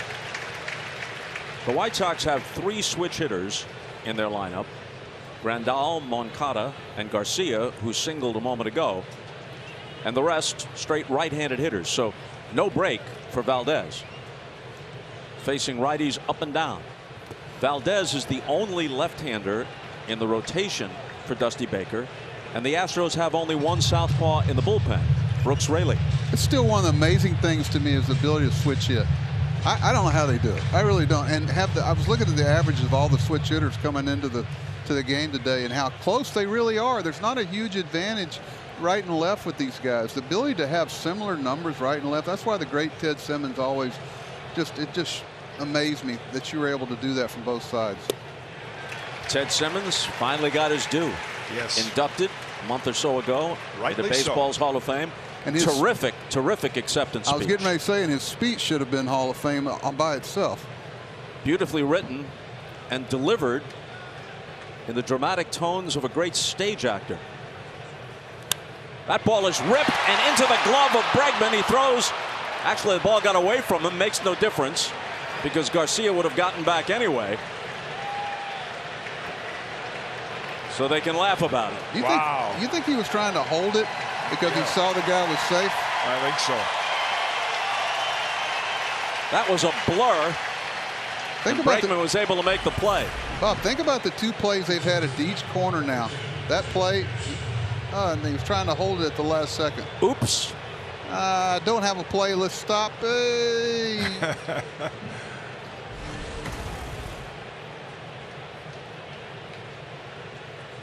No harm. Go ahead and laugh about it. They win today. They'll be talking about that on the plane to Chicago today. They win today, going to Chicago up 2-0. There'll be plenty of smiles. And that's how quickly it can end in the division series. Not counting anybody out, there have been teams that have come back. Dusty Baker knows it well. It's happened to him. Up 2-0. That's why he's sitting here. You know, the White Sox can somehow figure out a way to win today, and they're going home for the next 2. Whole different series. Anderson's 1 for 2.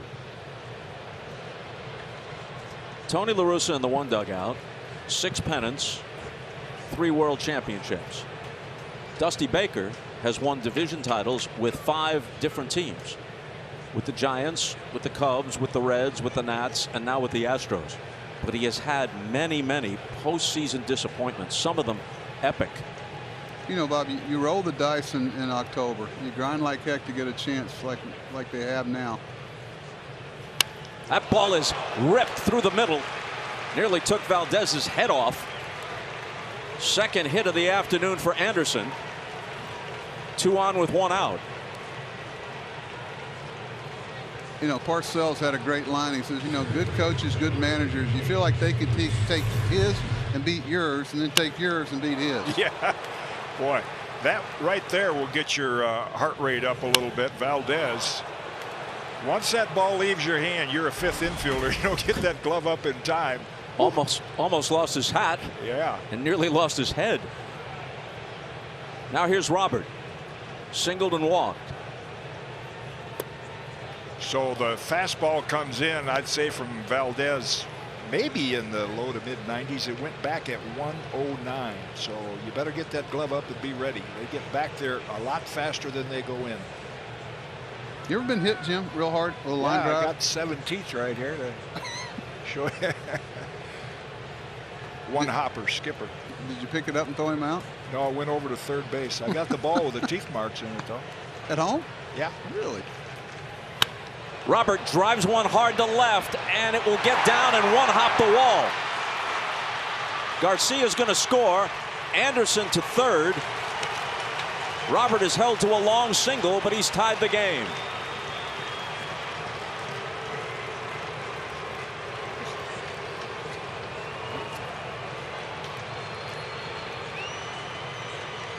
How about Robert? He's 4 for 5 in the series, and a couple of other plate appearances ended in a walk and being hit by a pitch. You guys want to bet me that where Abreu's trying to hit this baseball here, first and third? Right field? I think he's going the other way here. Yeah. Well, while they have a little break here, in fact, I need to read this right now because earlier in the game when Yoan Moncada was at the plate, in an attempt to compliment the great player that he is, I used a poor choice of words that resulted in an insensitive and hurtful remark, and I'm sorry for that.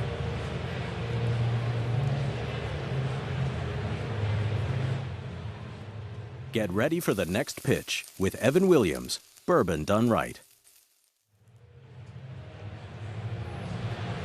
And what that last at bat tells me, Buck and Bob, is that Valdez works low and away. Alvarez gets very few chances. So now they're starting to come back inside, and they're ripping balls to left field. So now there goes the game of adjustment again. Yeah, point counterpoint. No. They know that he's such a good hitter. You don't drive in the runs Abreu does and not understand the situation. He knows there's a lot of money over there the other way, and Dusty knows that too. He's going to make the move. Dusty with the slow walk to the mound, and Valdez with a rueful chuckle. He knows his afternoon is done. Just when he appeared to be settling into a groove, things unraveled a bit for him in the fifth. Yimi Garcia is going to come in. Yeah, Buck, Abreu reminds me of the Hall of Fame great Tony Perez. He was just an RBI machine, and in situations like this, he could give up a ground out to get a run in. You know, Dusty speaks fairly fluent Spanish, so he could tell Valdez, nice job, and tell Garcia, go get him. I know the bad when one words. leaves and the other arrives. I know the bad words. Dusty knows all of them. We'll be back. Then you try Wendy's breakfast. Now we can't get rid of them. Can you believe this breakfast croissant is only $1.99? Yeah, Reggie. I put the sign up. Choose wisely. Choose Wendy's. With Early Paycheck, you can get your direct deposit up to 2 days earlier. That's another reason banking with Capital One is the easiest decision in the history of decisions. Even easier than this. Well, honey, which one are you going to open up first? That one! No way! Yep, even easier than that. Plus, with no fees or minimums on checking and savings accounts, is it even a decision? That's banking reimagined. What's in your wallet? Here's a good Halloween trick. Buy a bunch of Reese's. There you go. Turn off all the lights in your house. Yeah. And then you just don't answer the door. Not sorry, Reese's.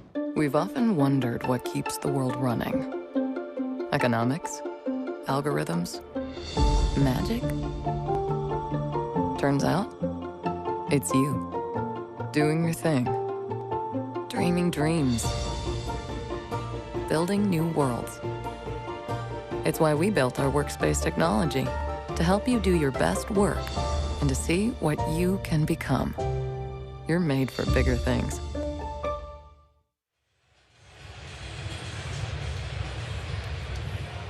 The Citrix pitching change brings Yimi Garcia to the mound.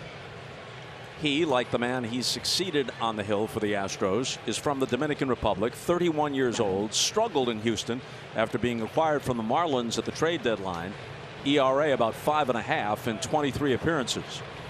And when you see those numbers, 60 strikeouts, I think that's what Dusty's gambling on here, that he can get a strikeout of Abreu. Tough to do. With runners at the corners and one out. Ball 1 to Abreu. He singled and struck out. As we mentioned earlier, he hit into 28 double plays this year, the most of any hitter in the majors.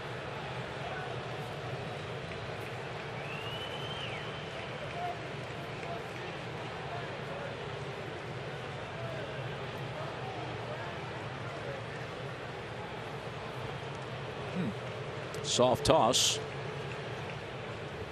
Purpose only to keep Robert close enough so that he can't get down to second base in time to break up a double play if that situation should evolve. You know, there's an old trick play, Bob, where the pitcher, you see how far Anderson came down the line when he threw to first, where the pitcher steps off the rubber and fakes a throw to first base and wheels back to third base in a timing play. I don't think you're going to see it here, but every time I see that and the guy extend his lead at third, I think about it.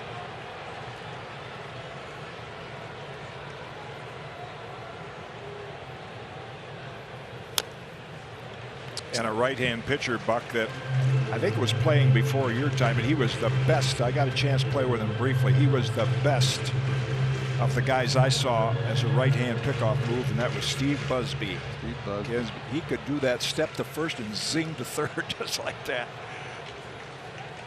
Which you got to step off to fake that throw to first. Right.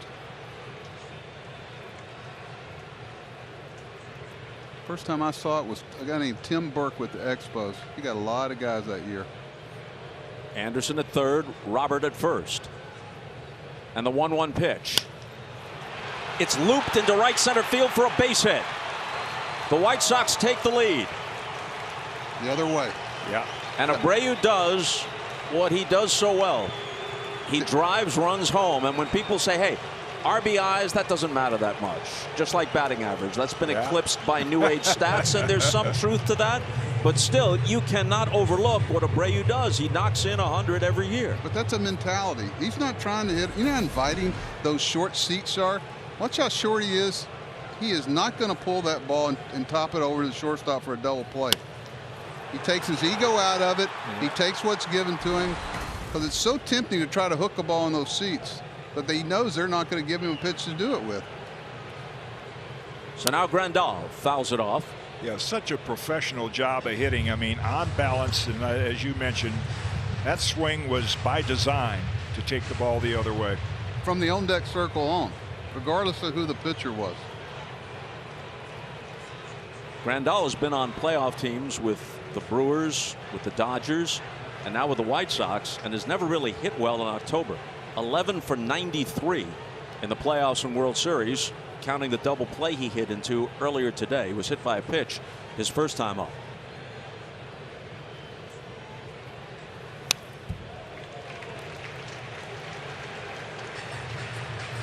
Take a look at our Citrix shift tracks. Don't try to say that fast. Say that 3 times. I don't even want to say it once. Showing you in real time the defensive positioning. Yeah, and it looked like Grandal kind of had that zone in mind when he swung at that pitch. So tempting here with the third baseman away from the bag and the shift on to try to steal third base, even though you got a left-handed hitter up. It bounces away, and runners will be at second and third. All right, Jimmy, how you playing your infield here? I want to ask you. You're a manager. I was trying to get ahead of you. No, but you're the manager now. From my standpoint, left-hand pitcher, right-hand hitter, who's on deck, that plays in as a pitcher. Yep, so, yep. Are you going to pitch differently according to where the infielders are playing? Well, right now I'm a left-hand hitter. I'm probably going to put him on. Another good point. There's so many things that go in. This is about a 10-second pause you have to make this decision in the dugout. Yeah. They're playing them up. 2 strikes on him, so you're not going to put him on. No. May be careful. Fouls it off. And you see by that swing what he's trying to do. He had his eyes on left field. But if you're going to play the infield in here, you've got to hold the runner at third. You see why they're giving him all of the left side, because Bregman's got to hold Anderson. But by playing the infield in, it tells you they're going to try to knock him down at the plate. So in order to do that, you got to shorten his lead at third base. See how Bregman's hanging with him? Because if he gives him too much leeway here, now they've shifted their shortstop back over with 2 strikes. Wild pitch a moment ago changed the whole dynamic. And this one is lofted into left center field, not terribly deep. Alvarez with a running start makes the catch. The throw to the plate is cut off. And the White Sox pad their lead.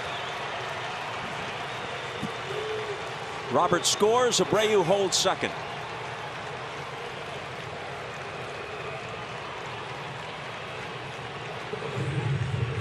It was interesting. They had the first baseman come in as a cutoff man. Normally on a ball to left field, the third baseman's the cutoff man, but because of the trail runner, he's got to cover third base and not sure if the shortstop would get over, so the first baseman has to come across. Watch Bregman retreat here. So if that ball's cut and that runner's running to third base, you got to be able to cover the bag, because the shift, Correa's too far up the middle to get there. Productive out. A lot of them today. How many home runs today, Jim? I haven't seen any yet. Exactly. This is what you see this time of year. The guys that can have productive at-bats and productive outs, you end up leading 4-2 right now. The Astros have had some too. Eloy Jimenez robbed of a hit by Altuve in the first, then singled in the fourth. It's a generalization, and let's stipulate that you don't want to discount the importance of power, both the actual power if someone connects and the threat of it and what that does to the way pitchers work and how it changes lineups. But as a generalization, teams that are able to make contact and handle good pitching and play small ball in October tend to do better if they can use that as a complement to the big sticks in the middle of their lineup. The 0-1 pitch, cut on and missed. Here's a little managing thing going on. Dusty's got a left-hander up in the bullpen. He's not necessarily there to come in the game. He's there to try to keep, you know, guys like Sheets and Collins and the left-handed hitters from coming off the bench, because he knows that Tony will pop a guy here to try to take advantage of that. So sometimes by having that left-hander up, it keeps the other manager from potentially doing something. And he knows that with a 3-pitch minimum, it's going to be tough to bring that left-hander in. He's not going to let him pinch hit Sheets here somewhere and catch him off guard. There's Raley, the only left-hander they have out of the bullpen, getting ready. He cannot even pitch in a game and impact it just by warming up.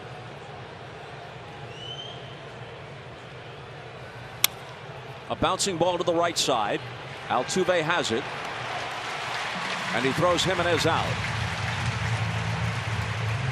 But the White Sox throw 3 on the board in the 5th and turn a 2-1 deficit into a 4-2 lead.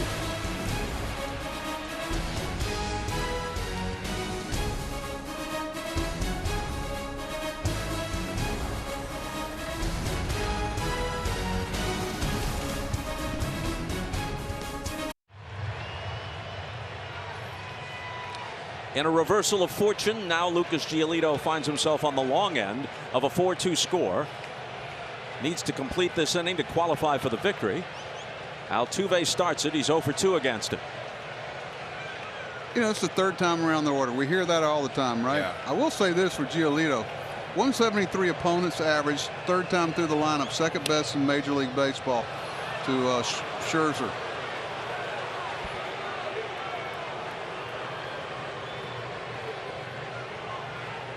Brantley and Bregman to follow Altuve. Well, he needs starters as a starter now. You got a 4-2 lead. You call this a shutdown inning. You know, Tony La Russa and Dusty Baker, 2 fabled managers, say now that they've buried the hatchet. I'm quoting Dusty, buried the hatchet. And Tony said, hey, it's all behind us now. Had a chance to cross paths away from the field in the last few years, talk things through. But it was very intense and bitter for several years. And in a moment, Tom Verducci is going to take us through the chronology. The 1-1 pitch to Altuve is high. And if Lucas Giolito doesn't start finding the strike zone, Tom will have plenty of time, because he just has not had a clean inning. And now with a 4-2 lead, Tony can go to his bullpen with 3 well-rested guys out there. He struck out the side in the first, and since then, no clean innings.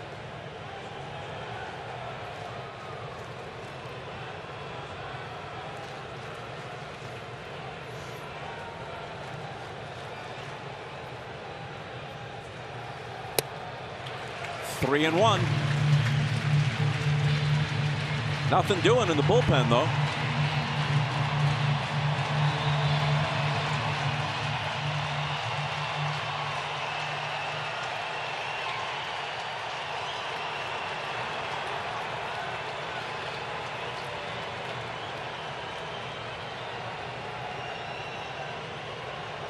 Giolito's 82nd pitch coming up is a dangerous one. Altuve ahead on the count, 3-1. And he draws the walk. Here's Tom. Oh, Bob, let's fire up that NTT flashback machine and go back to La Russa versus Baker in the postseason 2002 version. Both managers were fined after that incident. This is a year later when they're in the same division, and Dusty Baker said that was really the problem with our relationship. We saw each other 18, 19 times a year. That continued in the NL Central, St. Louis versus Cincinnati. This relationship, guys, goes back 50 years. Tony La Russa and Dusty Baker played one game together on the 1971 Atlanta Braves. And really, it's been years and the competition that has brought out the rivalry. Brantley sends one to deep left center field. Robert glides to the 399 sign to put it away. Go ahead, Tom. Really, whatever differences came up in the course of competition, I think it illuminated their similarities, usually always in defense of their own players and the unwritten codes of baseball. But as you mentioned, Dusty said they buried a hatchet. They were able to have a conversation, actually, at the funeral of Bob Welch, Dusty's former teammate with the Dodgers. And Tony, of course, managed him with the Oakland A's. That was a few years ago. And ever since then, the relationship has been fine, but competition will always test a friendship. And of course, Tom, Dusty's last of 19 years as an active player was 1986 in Oakland.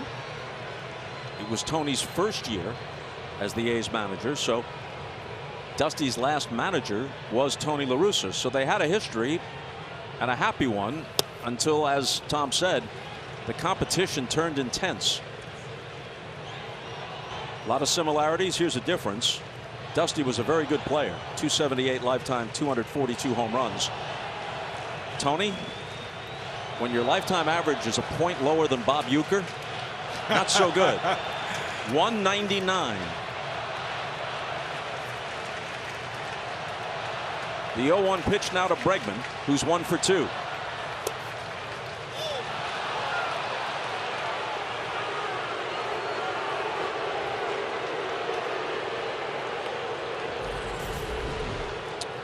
This is why Bregman didn't like the call on that borderline knee-high outside corner, and Giolito and the White Sox got the call. We mentioned a moment ago there was no action in the bullpen for the White Sox. That's changed. The left-hander Garrett Crochet is up.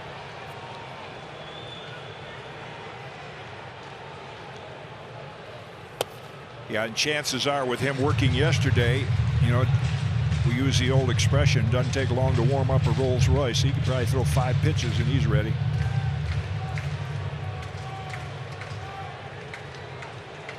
I tell you, in the middle of the summer with the roof open, not that it's open during the summer, that is one of the hottest bullpens. The other one's not too hot. Everything's hot here when they got the roof open in the summer, though. They don't do it much. That one bounces up there, blocked by Grandal. 2-2. See, that's 90 feet. We talk about 90 feet, 90-foot increments. Blocking this baseball, that's textbook. Keeps a double play in order. There's a lot of things happen as a result of him blocking that pitch. Bregman at the plate. Why is he so dangerous? Not the biggest guy, but especially in this ballpark. He hits a whole lot of home runs into those Crawford boxes. Home runs that aren't tape measure shots, but he rounds the bases on them. The 2-2 from Giolito is bounced foul. What was it that Hank Aaron always used to say? He didn't really hit 400-footers, let alone 450-footers. If I get it in the first row, second row, that's good enough. Well, Alex Bregman has hit over the last 6 seasons 26 home runs of 360 feet or less, more than any other player in the majors. That's my point about the home runs Stanton hits and the home runs that Bregman hit count the same. When they start giving a run and a half for the longer ones, then it might mean something. Can you imagine at 450 they started giving a run and a half, anything over 450? Man. It's like a 3-pointer in basketball. Yeah. We don't want to see that. Full count.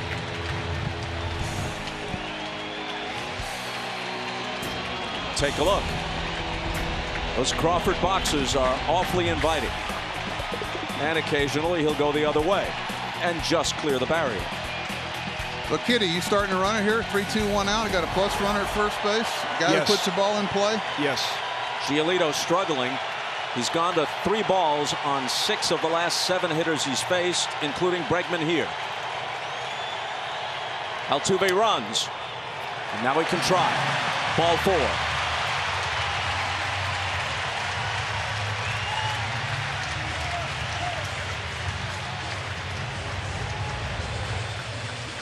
Grandal perhaps buying some time. Goes out to talk with Giolito. No one has popped out of the White Sox dugout yet.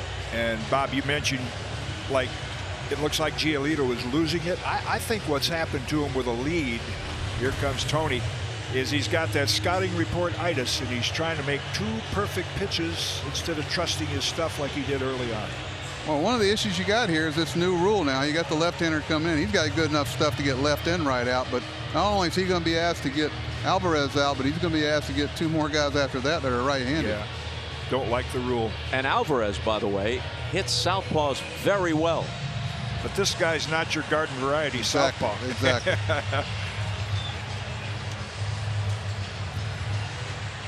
Giolito's walking off, and we're stepping off for just a moment. That's the thing about claims, you see. They don't happen on your schedule. I mean, take a chestnut. It doesn't just say, oh, beg pardon, sir, but it's now a good time for a jolly bit of window cracking. I mean, if they did, you wouldn't need a Geico claims team that's available 24/7. Well, near as I can tell, chestnuts don't talk. Or maybe they're just really quiet. Geico, your claims team is here for you 24/7. Well, got things to do, Mr. Chestnut, so... If sweat is your body's natural way of cooling itself down, then condensation is a beer's natural way of saying, drink me. New Dove Men plant-based body wash is different. With plant-based cleansers and moisturizers for healthy and hydrated men's skin. Relax your body and mind. Shower with New Dove Men. The new City Custom Cash Card. A different kind of card that rewards Rashida and Dan where their spending is trending. Just ask fifth class this week, Rashida. Dan, no pain, no gain, okay? Yeah, I know. It's just, hello? Claire? What?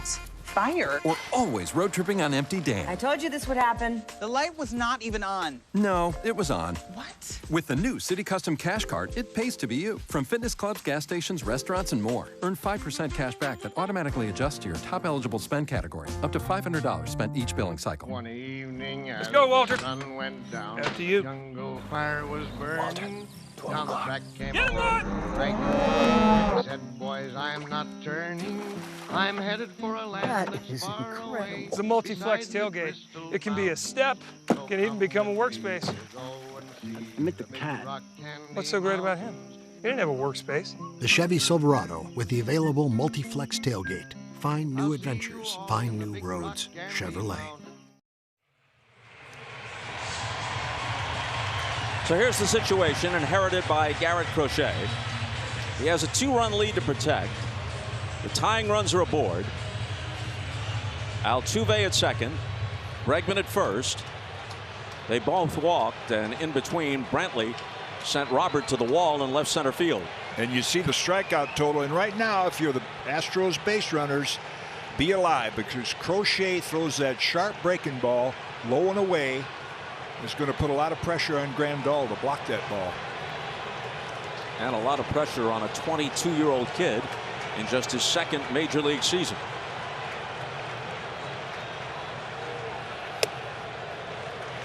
Ball 1 to Alvarez, who's walked and fouled out.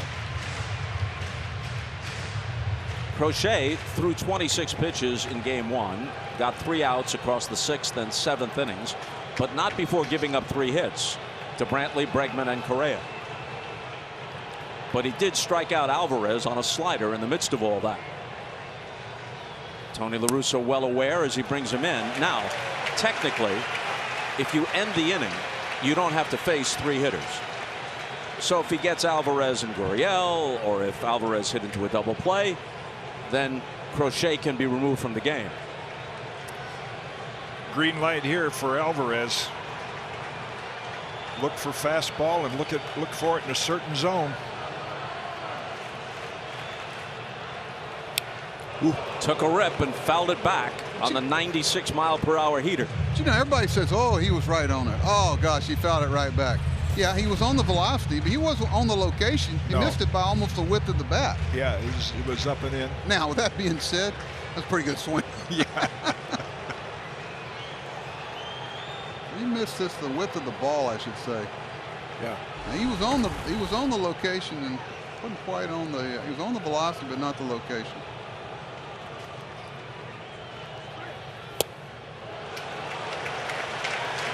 Three and one. Hadn't thrown a breaking ball yet.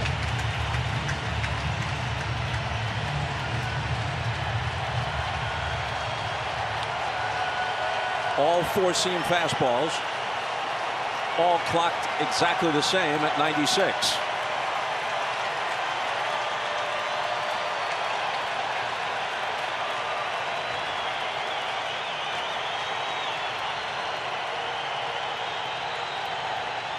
And the 3-1 fouled back. Same one. Yeah. Nothing like you find out as a pitcher who lost 237 games, which I did. Yeah, but you won more than 280. You get beat on hanging breaking balls more than you do on good fastballs because you don't have quite as much time to time it, the fastball. So I still think that's the pitch you trust the most. You know what's tempting right now? He hadn't seen a breaking ball. I know. If you get anyone around the plate, and so tempting to throw a breaking ball here, Jim.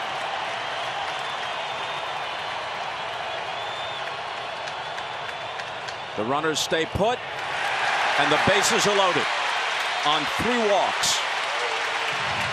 2 of them issued by Giolito before he was yanked, and now Crochet walks the first hitter he faces. This might be real fine, nitpicky type stuff, but what happens in these games like this with the tension as a pitcher, finger pressure and a light thumb. You grip it a little tight, well, you know, and that's what happens. That's a great point because he went from 95, 96 to 98 on that pitch, which tells you he was trying to get a little bit more.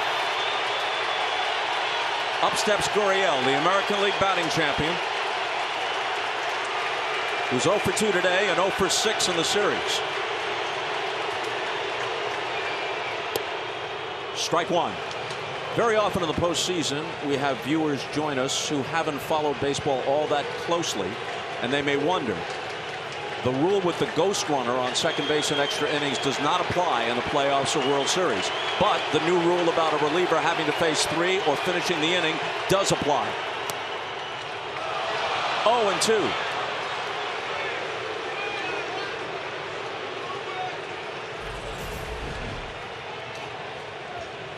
Looked like the first breaking ball he's doing. Looked like it had it was a fastball. Not sure. Yeah, it's 97 it is. And his 0-2 pitch. That was the first breaking ball there. Here's another guy very much like Abreu. He's not afraid to shoot the ball the other way in this situation either. He's trying to stay away from a ground ball in the infield.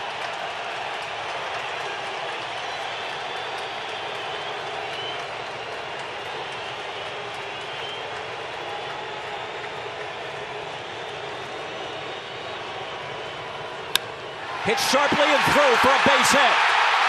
It's going to tie the game.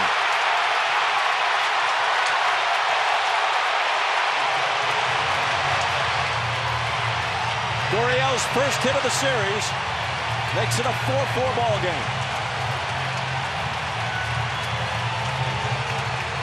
Altuve and Bregman score. Alvarez to second. And Crochet and the White Sox still in hot water.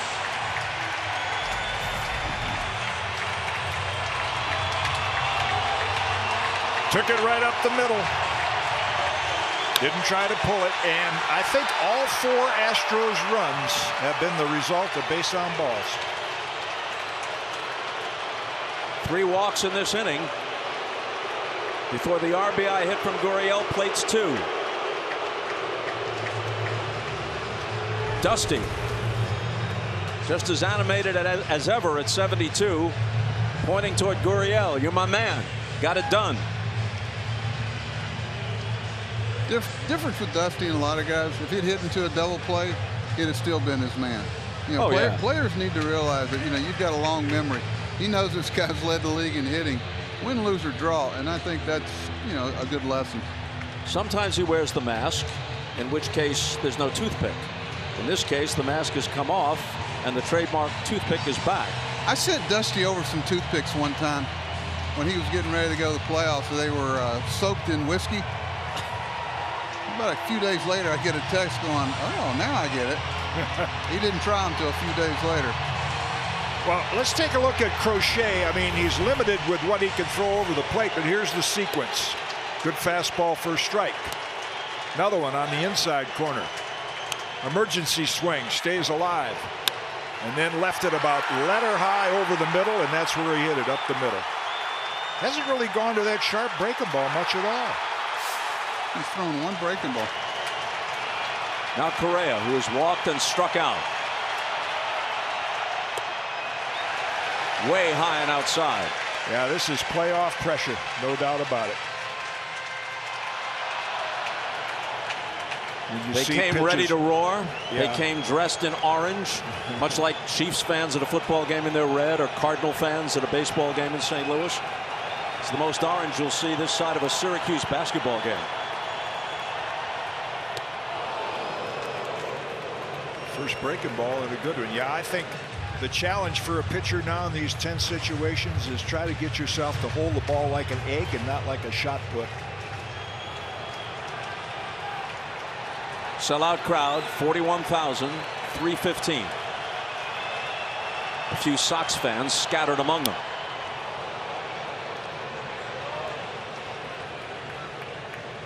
One and two to Correa with Kyle Tucker on deck.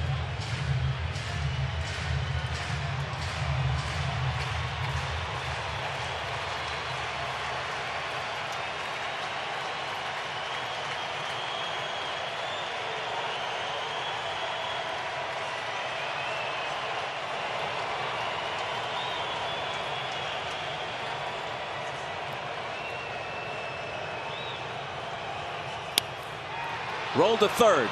Moncada steps on the bag, throws across the diamond, and got him as Vaughn held the bag.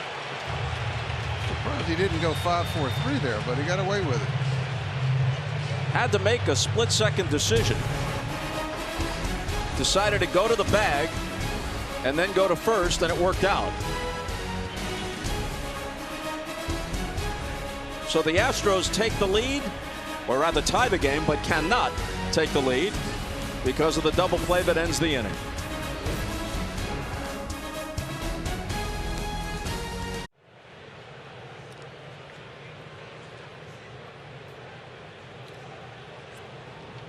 Phil Maton comes on, and Moncada, who started the double play to end the bottom of the fifth, turns around and bats left-handed. Maton with an unimpressive ERA, but a good one-loss record. Shift on against Moncada.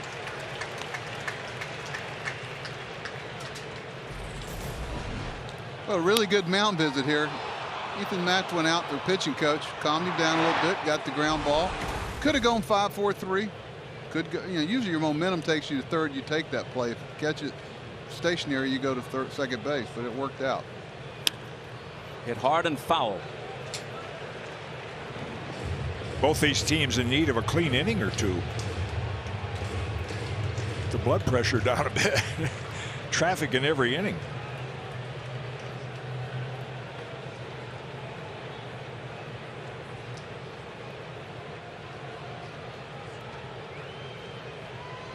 Moncada has struck out and hit into a double play.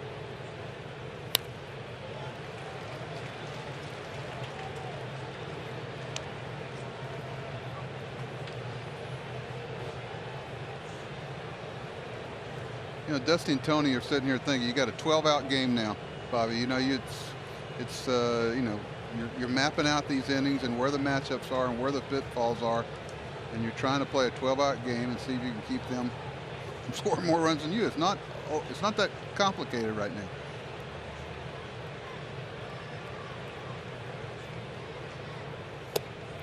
Two and two. And I'm sure they're aware of who's on the bench and who they'd like to. Like the White Sox have a power hitter in Gavin Sheets. Come off the bench. Collins, the backup catcher.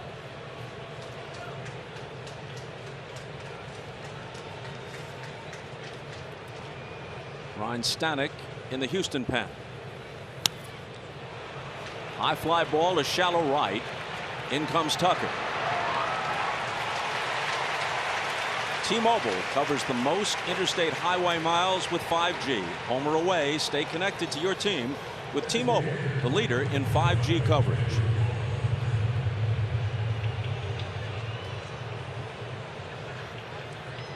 Andrew Vaughn has struck out twice.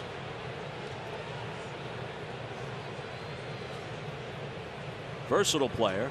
Left field, right field, first base, second base, and third base at various times for Tony La Russa this year.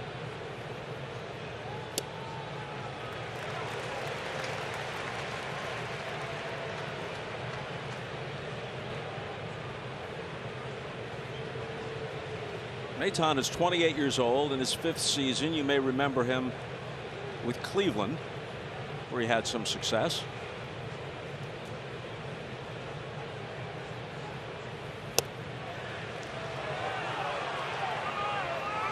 Not a hard thrower, but yet in these days of spin rate, he seems to get a lot of hitters out. That one well outside with his fastball, even though it's in the low 90s. Throws it in good spots up above the belt.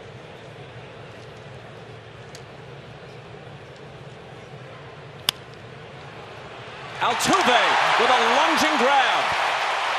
Soft line drive that appeared headed for shallow center field until Altuve dove to make the play.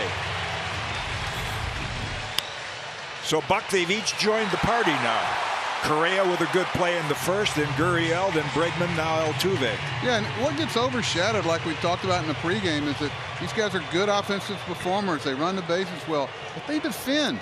Yeah. You know, in the days where they're 0 for 4, they can impact the game.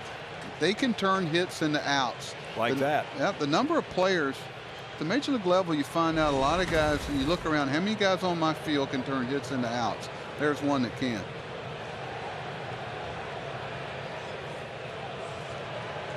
Leury Garcia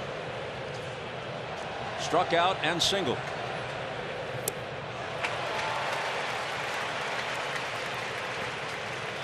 Phil Maton was with Cleveland, as we mentioned. Then the Astros got him at the trade deadline, sending the guy who was then their starting center fielder, Miles Straw, to Cleveland. They figured they were well set up with Chas McCormick and Jake Myers. Myers started yesterday in center, McCormick today. So they dealt Straw, a good defender and a speedy base runner. Brent Strom, why not? 72-year-old pitching coach, 72-year-old manager.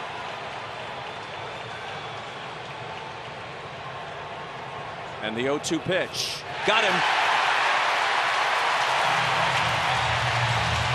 Maton turns in an impressive half inning with the help of a sparkling defensive play from Altuve.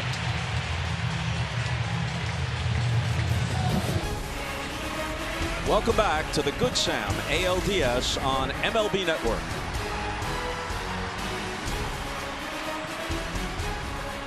Bottom of the 6th in a 4-4 game. Bottom of the order for the Astros: Kyle Tucker, Chas McCormick, Martin Maldonado.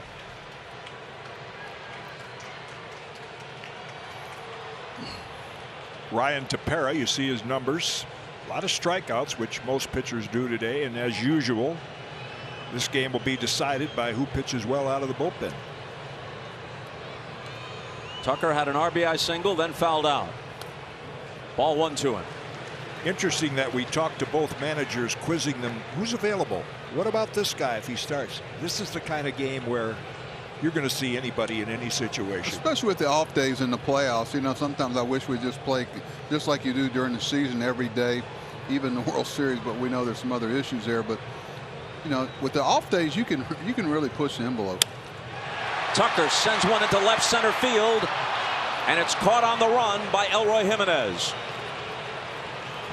You know, one little side note, this may not sound at the time, but Chris Conroy's having a good game, you know, because we haven't talked about him. You know how hard it is, you know, people talking about, what's your feeling, Jimmy, on the possible strike zone? Great play here, too. That ball a lot of times right there is in the lights, and yes, the lights are on. You see him trying to play it to the side so he gets a better view of it. Nice play. Eloy Jimenez. Watch, he followed that all the way in. Helping Tepera out. I still like the human factor. Pitchers get to know their umpires, who's generous, who's not. They make mistakes just like players. I'm impressed with him today. He's doing a nice job back there. Yeah, when you don't see the pitcher or the hitter look a lot, you know the umpires, if he's insignificant, he's doing a good job. Jazz McCormick doesn't have an official at bat. Sac fly and a walk.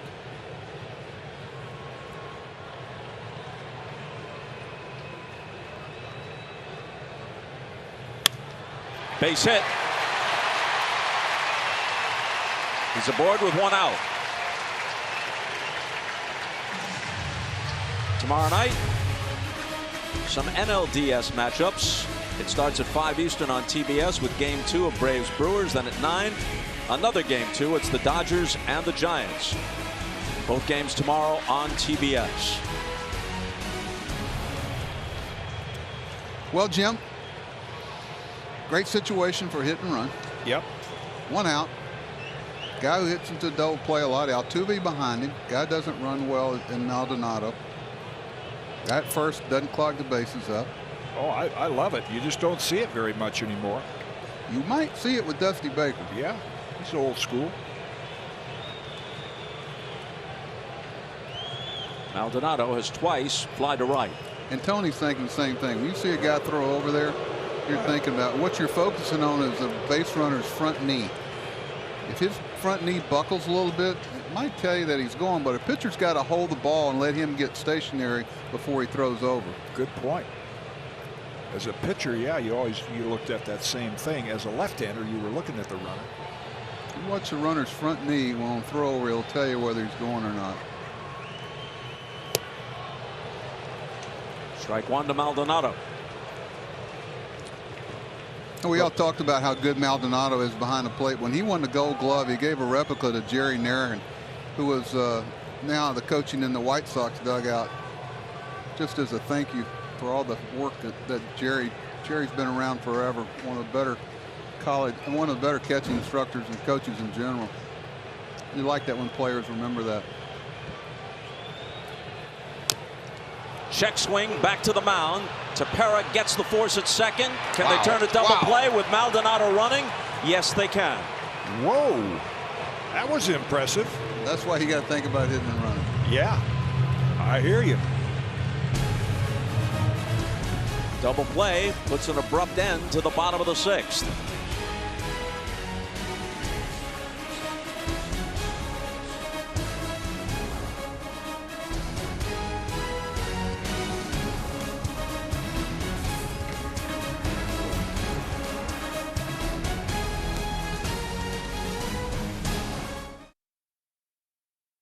Couple of moves. This is the Citrix pinch hitter by the name of Cesar Hernandez. Switch hitter who will bat for Adam Engel and face Ryan Stanek. Stanek pitched very well down the stretch for the Astros, posting an ERA of 1.15 in his final 16 appearances of the regular season. And these are his innings, 7th and 8th. Buck, I imagine I know managers I played for had certain guys they'd bring in with men on or start of an inning, so you kind of know where to slot them. If you've got that luxury, you know, sometimes you don't have it, but we talked about it was a 12-out game. Now it's a 9-out game. Yeah. You know, you got to figure out, you know, and the strategy changes according to home and visitor. But when you know you got X number of outs.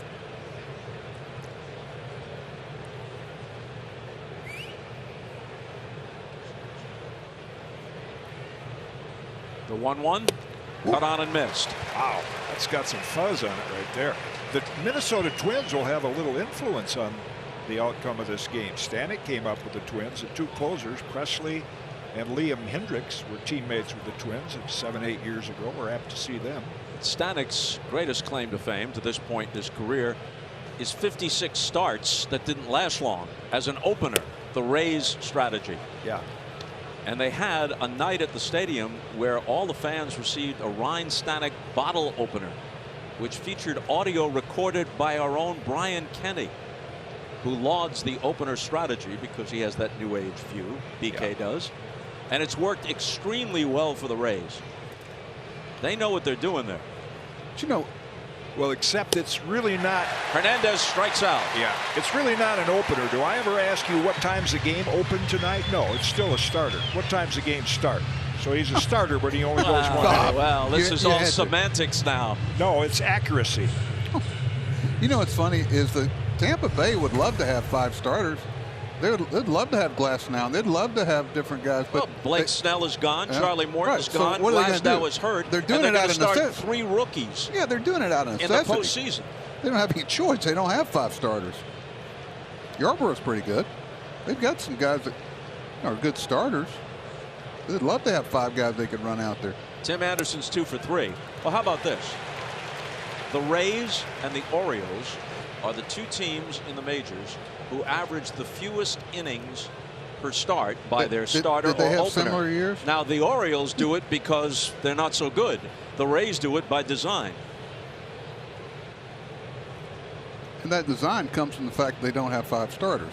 Yeah, but they were doing it even when they had those top shelf starters. Maybe not to the same extent, but they were still employing that strategy. 0-2 to Anderson.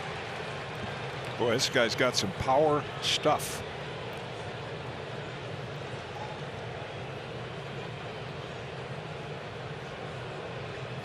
He has dominated right-handed hitters this season. Looked like he went to a split grip in his glove there. A lot of pitchers start with that and then change to the fastball. Righties have hit 148 against him. Anderson in an 0-2 hole. And down he goes. Stanek comes in, records 2 quick Ks.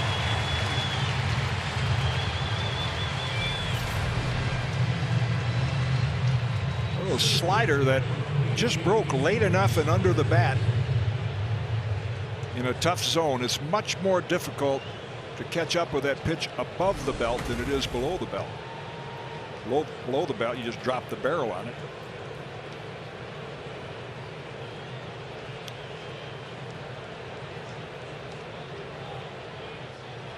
So now Robert, 2 for 2 with a walk. And he whistles one into left for a base hit.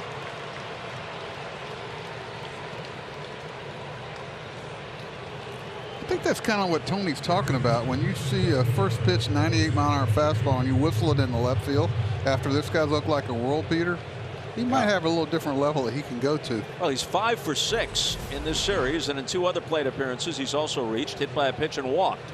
And that had a sound that we could hear all the way up here. That was a Bo Jackson type sound hitting the bat. That's that clean click that you listen for to tell you if a guy, when he squares the ball, it's not that muffled sound some hitters make now and then that rattles around on the barrel.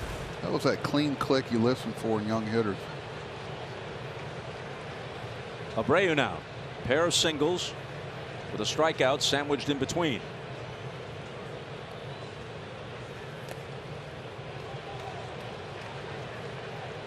No matter how this series should turn out, the White Sox are positioned to contend for a long time. They're in a relatively weak division. And you look at the young talent and keep in mind that they only had their top half-dozen players in the lineup in the same game roughly a dozen times during the regular season.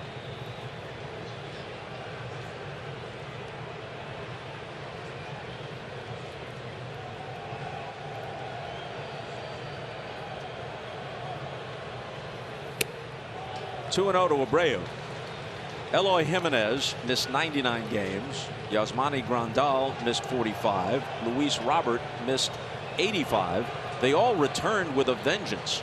After they came off the IL, They combined, the three of them, to hit .313 with 30 homers and 94 RBIs in 463 at-bats from that point on. Abreu will be keyhole in here, as the hitters say. He's going to look for a certain pitch in a certain area in a 2-0 count. It isn't that pitch. 3-0. That's another thing that Robert Bates said. It's kind of like flipping the order. What you're flipping to is giving this guy a chance to hit. You'd let him hit here, wouldn't you? Oh, sure. Yeah. You notice he didn't look down at third base, Jimmy. No, because he's got the discipline. If it's, you know, he's got great plate discipline, but he'll have the green light. But, you know, as a manager, you find out who you can trust with that, who won't have an emotional at bat in that situation.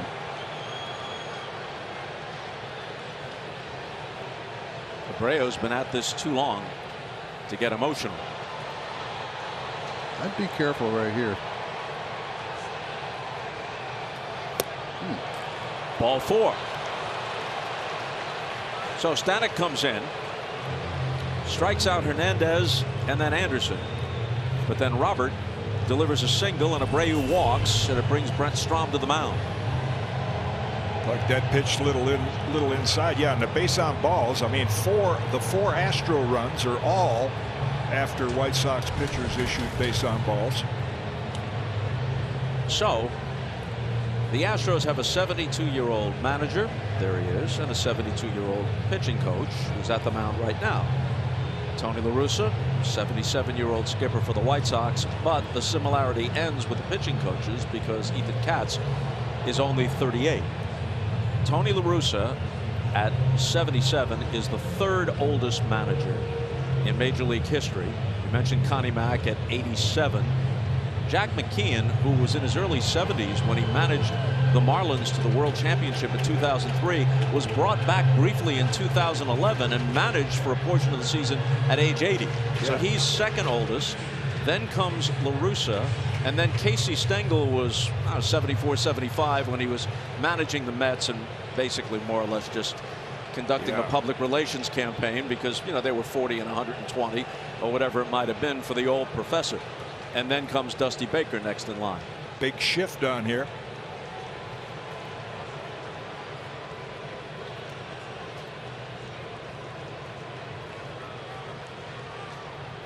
Grandal cuts and misses.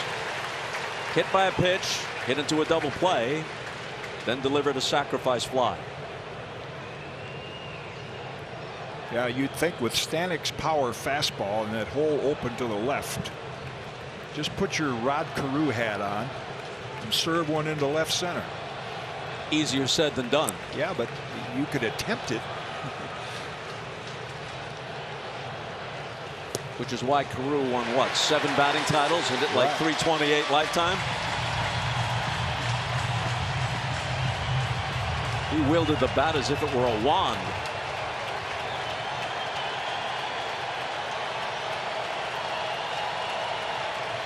Oh, 0-2 to Grandal as Stanek tries to finish the inning.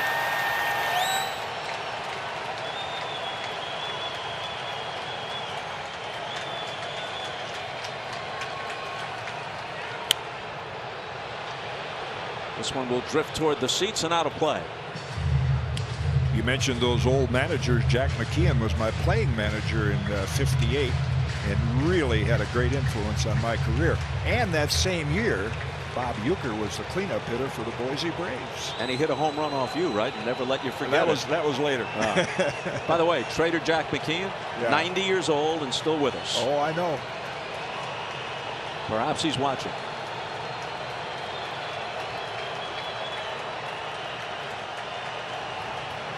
Another 0-2 pitch in the air to right center field. And it looked for a moment as if Tucker might have misjudged it. But he reaches up to haul it in and finish off the inning. Stanek is pumped.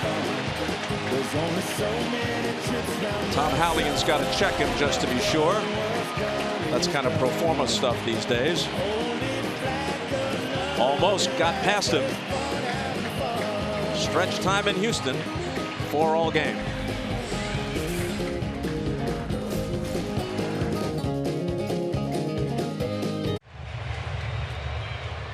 Changes for the White Sox. Cesar Hernandez hit for the right fielder Adam Engel. The versatile Leori Garcia moves from second base to right field. Hernandez stays in the game and plays second base. And the new pitcher is the left-hander Aaron Bummer, who was 5-5 with an ERA of 3.5 in 62 appearances.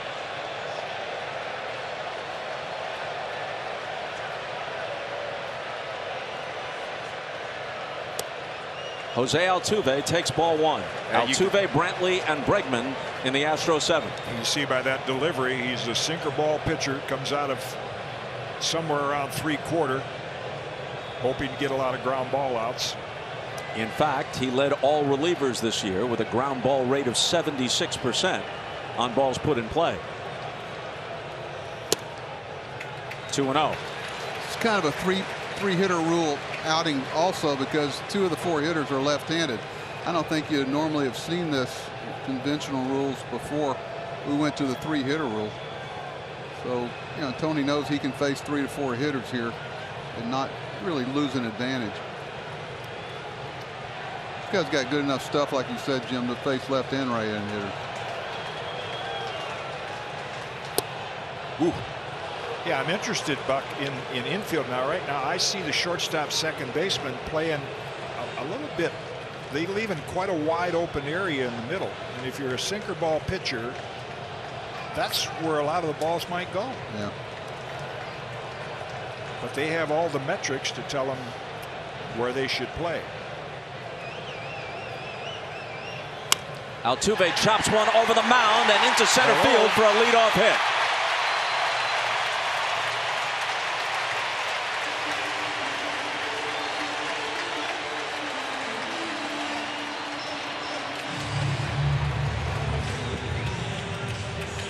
And you can get your game on at MLBshop.com for authentic on-field caps, tees, hoodies, and more. Get all your postseason gear and wear what the champs wear at the official source, MLBshop.com.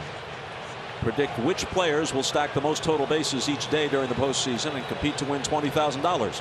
Enter MLB Base Chase, presented by Michelob Ultra, at MLB.com/basechase. See official rules for details. Jim, was that what you're talking about? Hit it right there? That's right. Well, that's why before all the metrics, pitchers, we would look around and kind of with our hands, you know, move an infielder here or there. But if you're a sinker ball pitcher against a right-hand hitter, you know, the middle of the field, you need to protect a little bit. Bummer generally is very effective against left-handed hitters, and you can see why. But Brantley is 5 for 7 against him in his career.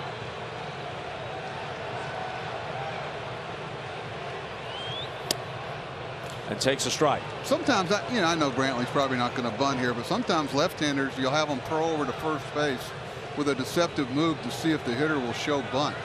I've seen Tony do that a lot, where you'll throw over to first base with a left-hander to see if the hitter might show him whether or not they're bunting.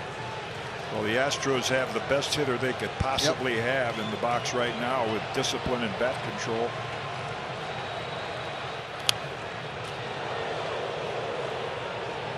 Oh, 2. Brantley has a double in 3 at-bats. Also sent Robert nearly to the wall in front of the 399 sign for his long fly ball in the 5th.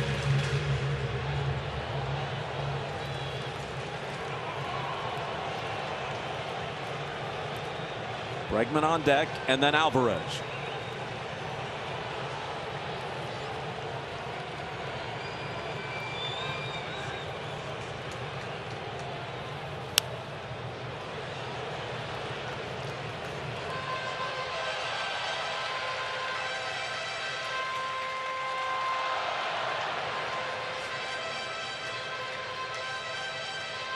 Well, this is typical of Michael Brantley.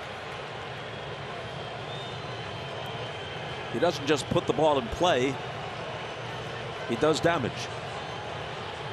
Hit .311 this year, second in the American League to his teammate Yuli Gurriel. And he strikes out, a rarity for him. Well, that's why when you see the stats, you could throw the season stats out the window oftentimes, because that's just a killer breaking ball. Yeah, he hits left-handers well. I don't know about this left-hander. Right, yeah. It's kind of like that. You know, you're talking about not playing Altuve to pull. Ooh. Well, he pulls the ball in the air for the home runs. Yeah. So sometimes you got to go, okay, he pulls the ball in the air, but where does he hit the ball on the ground? Yeah, and this guy's a sinker ball player. I mean, I don't know if Stan Musial might have had trouble with that breaking ball. That was perfect. Now Bregman, 1 for 2 with a walk.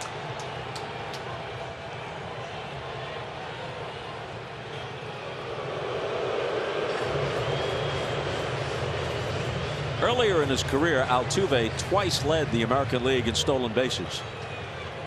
Swiped only 5 this year in 8 attempts.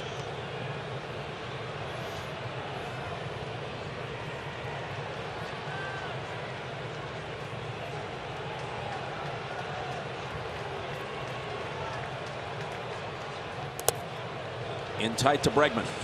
Well, Buck mentioned a while ago the hit and run, and you know, a lot of times managers, and I'm sure you would do it against sinker ball pitchers, you want to avoid the ground ball double play, sinker low and away, hole open first and second. Yeah, I don't like it versus a left-handed pitcher because a runner at first has to wait so long to break that you really don't get the infielders moving. A sharp ground ball is still a double play. I just think Altuve would have to wait so long to honor the move to first base. It's really not worth it. Ouch. It's off Bummer, and into center field it goes. Altuve scoots to third.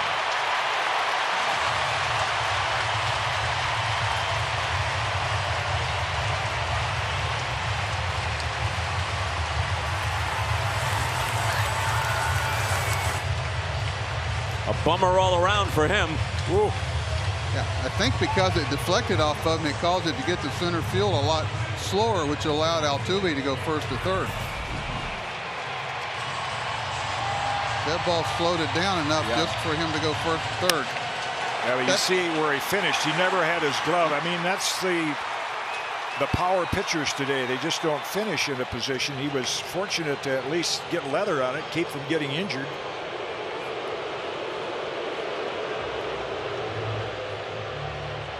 He's not happy about it. And a little something for you lip readers out there, as Katz, the pitching coach, arrives at the mound. Here's Tom Verducci. Well, you just saw one of the quickest swings in all of baseball from Alex Bregman. It's a little bit unusual because he has also the strongest grip in baseball. First of all, he chokes up on the bat, helps him get to the pitches quickly. But look at the top hand, how it really comes around the handle of the bat. That's nothing that anybody would teach. In fact, they tried to change that, and he said, no, I'm good with it. But the position of his arm is why he's so quick to the baseball. He wants to keep the forearm and bicep as tight as possible. In other words, don't give any length. Don't get the hands or any part of the arm far away from his head. He is so quick to the baseball. Every hit he's had in this 2-game series so far has been off the fastball. He's just very hard to beat Alex Bregman with velocity.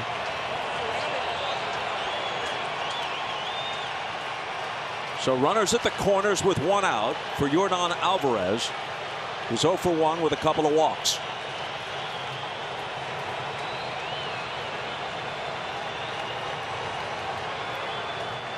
Altuve at third, Bregman at first. They both single. Way outside.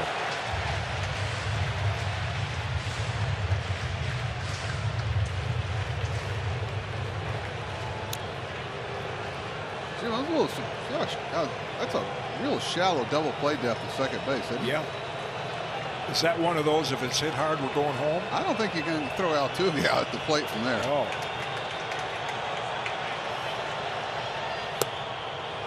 Because if it's hit hard, you'd think we're going for 2. But yeah, they are. They're playing like halfway. Well, he'll go for 2 if it's hit right at him. Right. I don't know what other ball he's going to be able to throw Altuve out on. One of many statistics that indicate how well the Astros play situational baseball. Meanwhile, Bummer on the mound, tough on left-handers, but Alvarez at the plate hits lefties better than any other left-handed hitter this season. Toward the middle and through for a base hit. The Astros go in front as Altuve scores. Bregman stopped at second.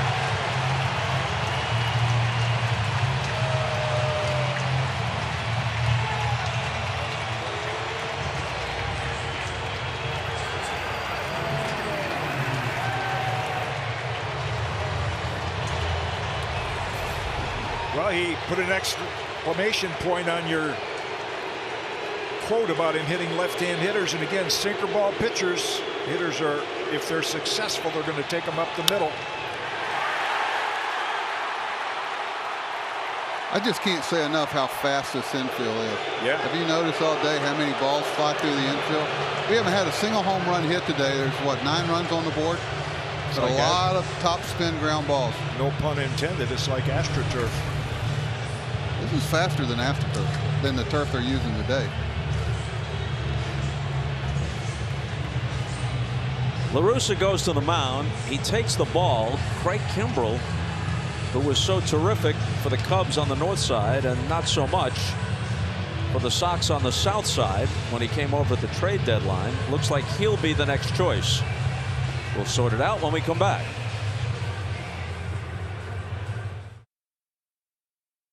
Oh, you're doing it wrong, man. What's wrong with action figures? Nothing, except buying them without Capital One Shopping. What's that, Samuel, Mr. L. Jackson? Capital One Shopping instantly searches for available coupon codes and automatically applies them. Just download it to your computer. Whoa, you're my hero. Yeah, I can tell. You like it? I look good in miniature. Capital One Shopping. It's kind of genius. What's in your wallet? I don't say it like that, Devin.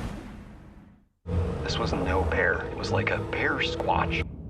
Dad, what's a bear squatch? It's a cross between a bear and a sass. It's made up. He's usually sleeping. He'll never sleep again. Experience amazing at your Lexus dealer.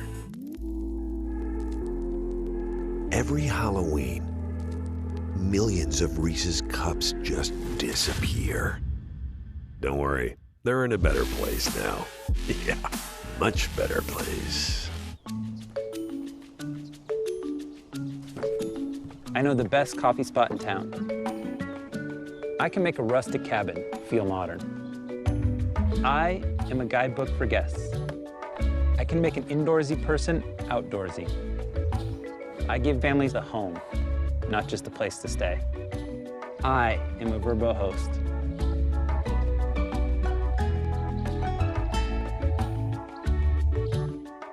Reggie Bush used to eat breakfast somewhere else. Then he tried Wendy's breakfast. Now we can't get rid of him. Can you believe this breakfast croissant is only $1.99? Yeah, Reggie. I put the sign up. Choose wisely. Choose Wendy's. Does your deodorant keep you fresh all day? We put Dove Men deodorant to the test with Nelson, a volunteer that puts care into everything he does. It really protects my skin. It's comfortable and it lasts a long time. Dove Men, 48-hour freshness with triple action moisturizers. Well, the Astros have taken the lead. A couple of innings ago, the White Sox were in some difficulty like this, and they got out of it with a double play. Nice play by Moncada to end that inning. But smart hitting by the Astros. There's a 6th inning, another double play they got. Great play by Tepera. That got him out of trouble, but not so this inning. I think the great approach by the Astros, taking the ball up the middle, has given them the lead. 3 singles in the inning. All of them up the middle, as Kitty said. Now Craig Kimbrell. In 39 appearances with the Cubs, his ERA was a microscopic 0.49. In 24 appearances for the White Sox, a bloated 5.09. Gurriel is the first man to face him, and he takes ball 1.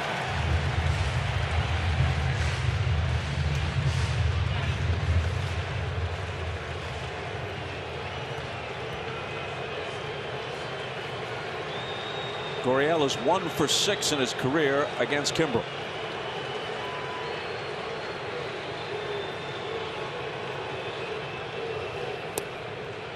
In there. Yeah, known for that triple-digit fastball, but he throws a lot of breaking balls. Kimbrell.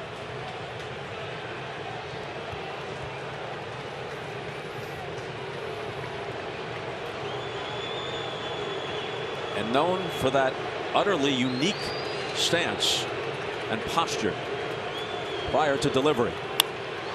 Skied to right. Garcia just into the game in right field, having switched from second base, tucks it away.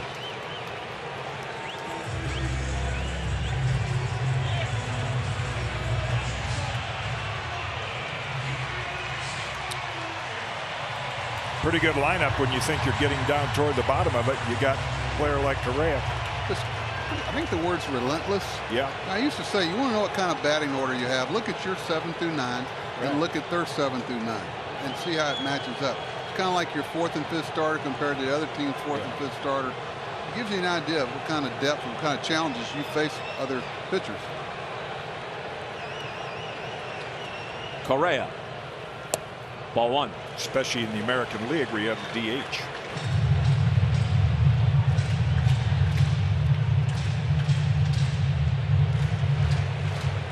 Carlos has walked, struck out, hit into a double play.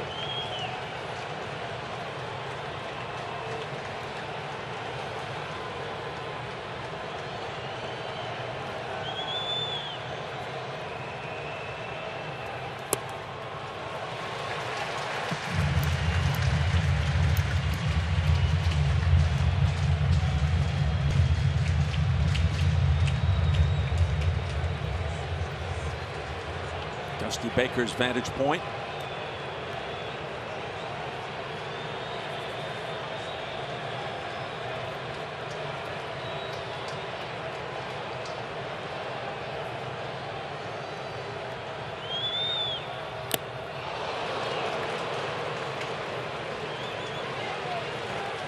Kimbrel can still get up near triple digits. At age 33 in his 12th season in the majors. I think the Astros have done their damage in the right situations. 4 for 9.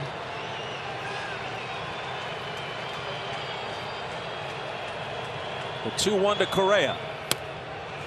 3-1.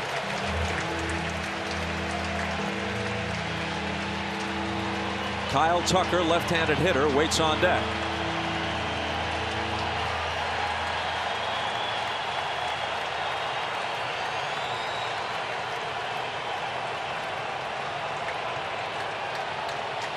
Two out, 2 on, a run home. And the 3-1 pitch from Kimbrel to Correa. Line to right. Garcia turns around and can't find it. 2 runs are going to score on an opposite field double from Correa.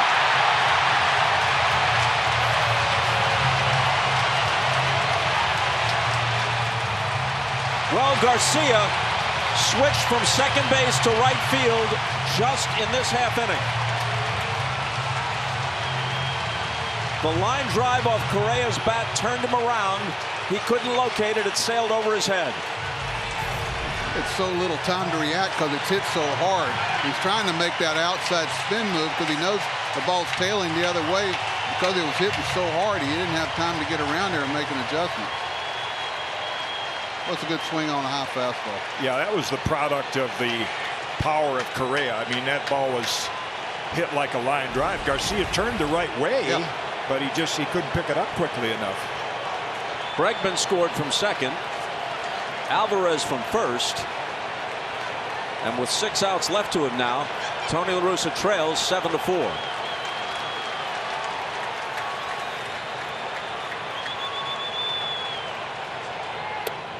Ball 1 to Tucker, who had an RBI single in the second. Overall, he's 1 for 3.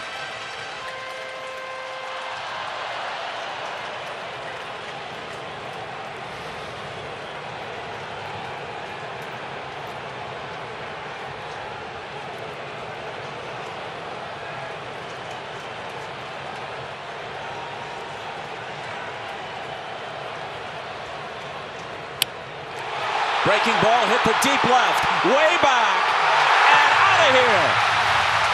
Into the Crawford boxes.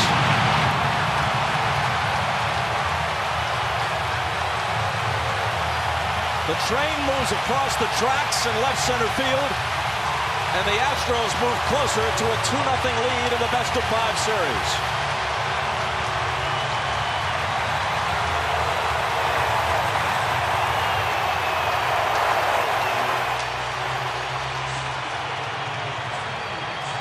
Said Jim, he'd thrown a lot of breaking balls. That's like 4th or 5th breaking ball today.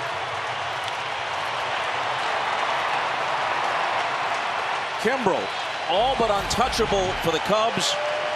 than something closer to a punching bag with the Sox. I'm always amazed that relief pitchers that can throw at 100 will throw that many breaking balls, and that's the pitch that hitters do the most damage on.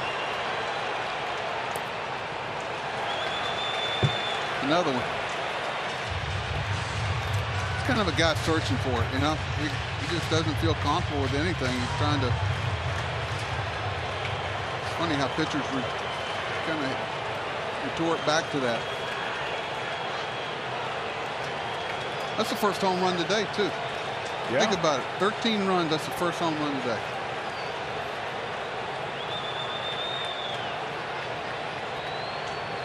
The 1-0 to McCormick is taken for a strike. 6 of the Astros' 10 hits today have gone to the opposite field, including the Tucker home run. Altuve whooping it up. Kimbrel, not so much.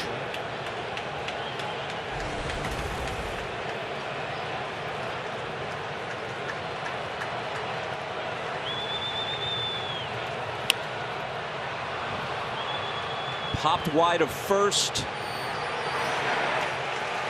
That puts an end to a 5-run 7th inning.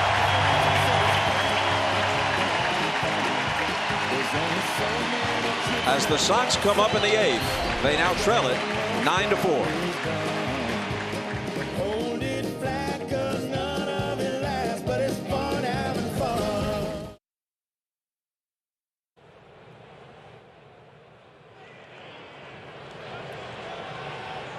You can bet on the MLB postseason with a risk-free wager.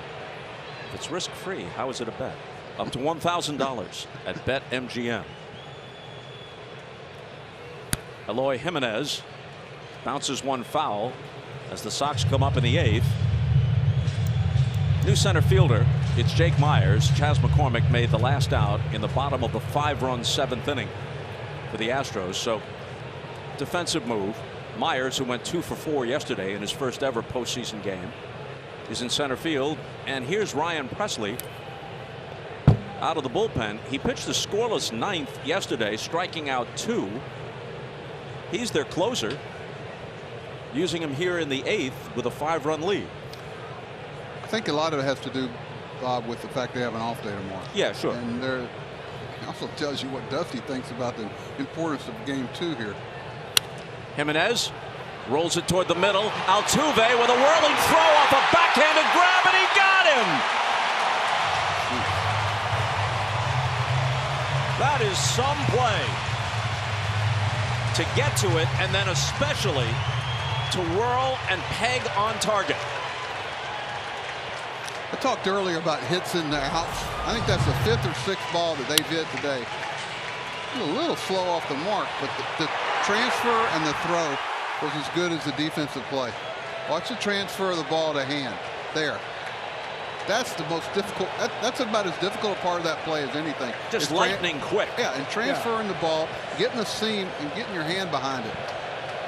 It's not a short throw either. That's the 5th or 6th hit they've turned into an out today, Jimmy. Yeah, and I think it's you know, you had guys like Ozzie Smith, Derek Jeter could make that. It's a play like a lot of the plays the Astros have made today that you don't practice during normal infield practice. I mean, they're just reactionary plays. Hey, let's go out on the backfield and work on that play. Yeah, right. Now Moncada, who's 0 for 3. Only Bregman on the left side. So on those you go, okay, everybody go practice it this way. Jose, you do it however you want to do it. Right. As long as we get the end result. He's a perfect example of a guy you don't overmanage. You know, and Tim Anderson's the same way. Here's Bregman. Only guy there, and he was right there. Nearly pulled Gurriel off, but Yuli held the bag. Well, when ball players are kids, and I'm sure today's players as well, we were, you just do things instinctively. And then you get to the big leagues, and all of a sudden with the analytics, they want to program you. But that's just a play that's done by instincts and skill. So I got to ask you, we've got a little ways to go. I mean, the Astros have a commanding lead. But as a manager, I mean, this is a game you could really pick apart. Oh, yeah. How you'd think about, well, could I have done this? Or Can I tell you this, really, though? It's funny. You know, we talk about hitting the balls up the middle. The Astros have hit a lot of ground balls that have gone through the infield. Yeah. And there's been 5 plays that the Astros have made to turn White Sox balls into outs. I'm not saying luck or anything, good fortune. They've made well above average plays. You watching this? The plate umpire, Chris Conroy, wanted to check, and Presley saying, no, it's just sweat. Let's bring in Tom. Had a little issue last night, sweaty palms. We all get that this time of year, right? But that's especially dangerous for a pitcher. So in this day and age, guys, you got to make sure everything's kosher, and he just was wiping his hands with a towel. Andrew Vaughn struck out twice, then was robbed of a base hit on a leaping grab at second base by Altuve. One of 3 terrific plays that Altuve has made today.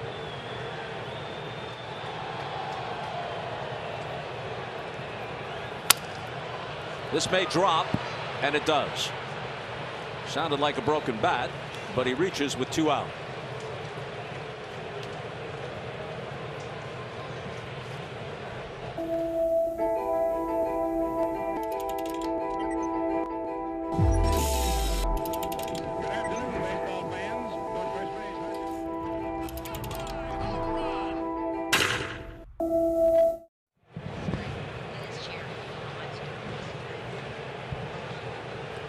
So now Leury Garcia, 1 for 3, but what he'll remember about this game, barring a huge comeback by the White Sox, is the ball that eluded him in right field off Correa's bat. Big hit in the 5-run inning. Kyle Tucker put the finishing touches on it with an opposite field home run.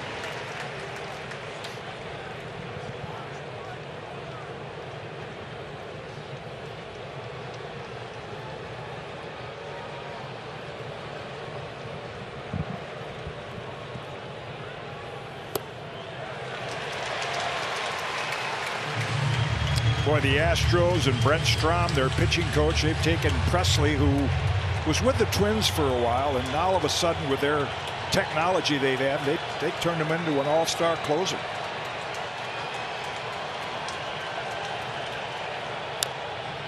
Garcia stays alive.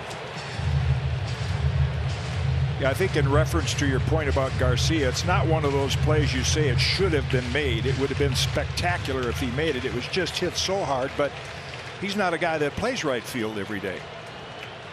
And when you play right field every day, you kind of get a better jump.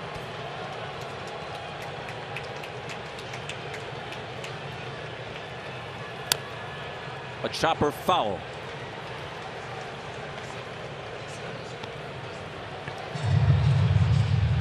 Astros may head to Chicago up 2-0. Dusty Baker is not going to be overconfident. He had a 5-run lead in Game 6 of the World Series with the Giants against the Angels in 2002. That game and the series slipped away. A year later, he's managing in Chicago. They've got a 3-1 lead on the Marlins in the series, and then the Bartman game, the guy reaches over and touches the ball. Alou couldn't catch it. Garcia strikes out. That series slips away, adding to the Cubs' agony, which stretched until 2016. Had a 2-0 lead in another series when managing the Reds, a division series, and they couldn't finish it off, so he knows that nothing is assured. The Good Sam ALDS telecast on MLB Network is presented by Geico. We'll be right back.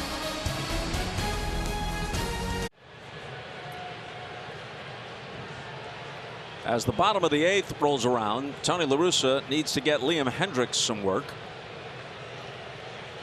So the right-hander from Perth, Australia comes on. And on the first pitch, Martin Maldonado sends one to deep right field. Garcia appears to have a beat on this one, and he takes it. So, Buck, you understand this. Hendriks, who's been terrific, an all-star. Got to get him some work here. Yeah, he's had 5 days off. He reminded me before the game that we DFA'd him, designated for assignment in Baltimore, pulled him out of the weight room. Yeah. I said, well, we talk about our good points. That one didn't work out too good. I'll tell you, it's been fun talking baseball with you. Yeah. Lot to talk about, too. Great defensive plays, shifts, beating the shift. And 20 hits, no errors, and only 1 home run. Right. Real baseball. Back to the top of the order now for Jose Altuve, who has only one hit but has had a great game. Sparkled in the field and started that 5-run 7th inning with a leadoff single. I don't want to belabor the point, but I'm going to. Go ahead. Do you know how many balls they've turned into outs today? Yeah. I mean, and the White Sox, you know, a step here or there, the short hop double play to first base, line drive to third base. Altuve's made 2 plays that maybe nobody else in baseball makes. The next thing you know, you look up, you're down 9-4. Well, the Astros are an outstanding defensive team. The White Sox, by most measurements, not. Well, and that's why things that I call it not in the box score used to do a 1 a game, but we've had, you know, the shifts that hurt teams today. So things that don't show up and the great fielding plays, they'll just look like outs in the box score, but we know they were great plays. Well, the White Sox were getting ready to put a 3 or 4 spot on the board in the first inning, and they ended up with just 1.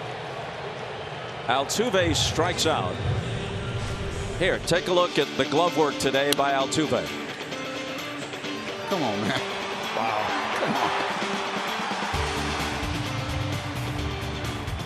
Come on.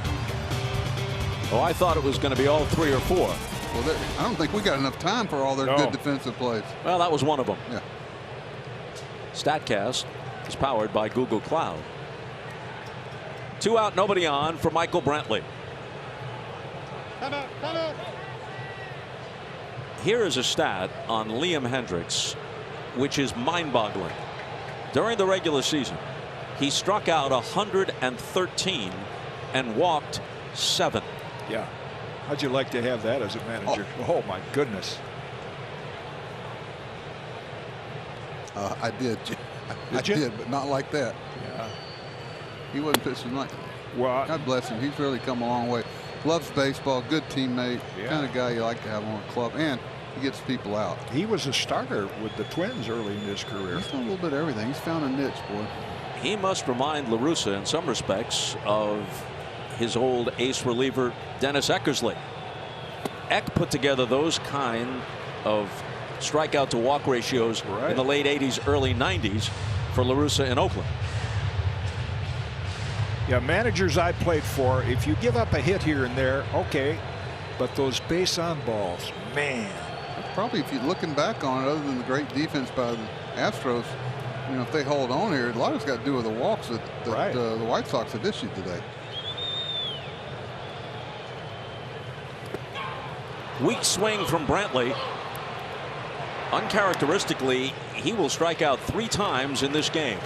Just a footnote, though, if this lead holds. 9-4 after 8.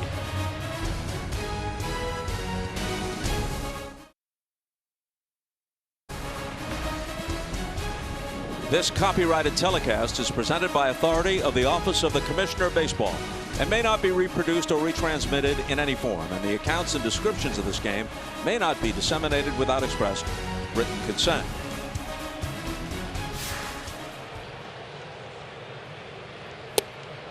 In comes Kendall Graveman, who pitched the 8th yesterday through 24 pitches, allowed a run, the only run the White Sox scored on a Jose Abreu single. So he's asked to finish it up here. Buck, I see this as a little psychological play by Dusty, because see, Graveman's been a starter. So even though it's a 5-run lead, there's something about getting those last 3 outs, and I think he wants to see, can this guy do it? Well, I think it's deep, because you know where they are in the batting order and who is senior guy. They go, well, you've seen them all year. No, they haven't. You know, this is the Central and the West, and sometimes you're trying to move your guys around where they don't see them too much. You don't want him facing the exact same hitters that he faced yesterday in Presley. So there's always some, even in a 9-4 game, there's managing to be done for the next game. Sure. You're thinking about some way to get an advantage down the road. Well, I don't want him to see the same guys that saw him yesterday. I want the first time that those guys face a Presley, it was a game on the line in Chicago. Although they did see Presley both yesterday and today. Both of them Astro victories. My question would be, were they the same hitters?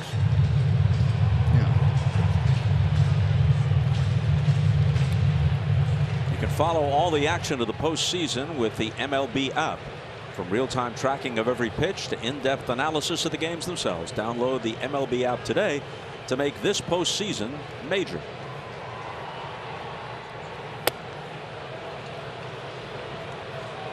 Full count now to Hernandez, who came into the game as a pinch hitter in the 7th and struck out in his only at bat to this point.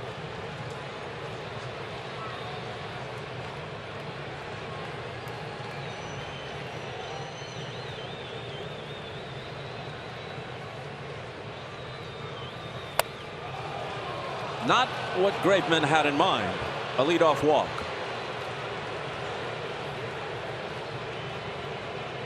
When it comes to your health, what you do next matters most. Roman, official partner of Major League Baseball. As Tim Anderson steps to the plate and Maldonado goes out to talk with Graveman. I'm going to give full credit to Tom Verducci for this, but we didn't have a chance to get to him during the game. You know, Kitty, I often say to you, you've been around so long and your career touched so many significant players at the front end and at the back end that I think I could connect you to Abner Doubleday in 4 or 5 moves. Well, how about this? Let's connect Tony La Russa not just to Connie Mack, but in a sense to Abraham Lincoln.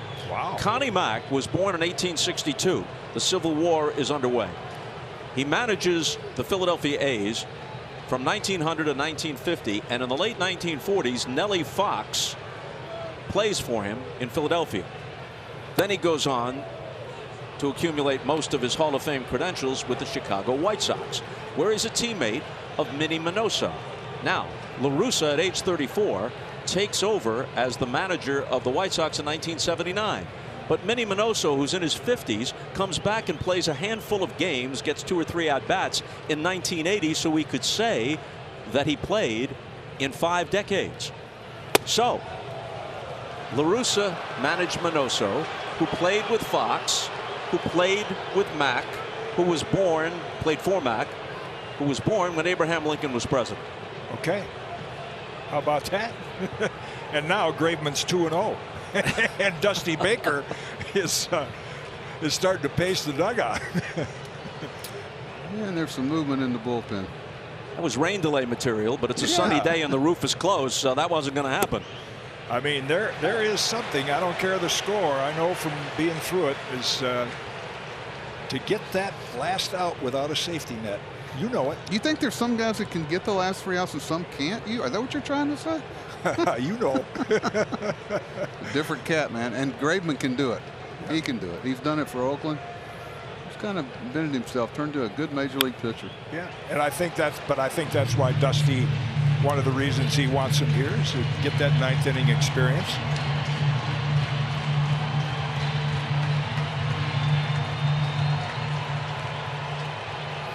I'll tell you, you see Liam Hendricks in there, he's expecting them to tie the game up, and he's going back out there. Right.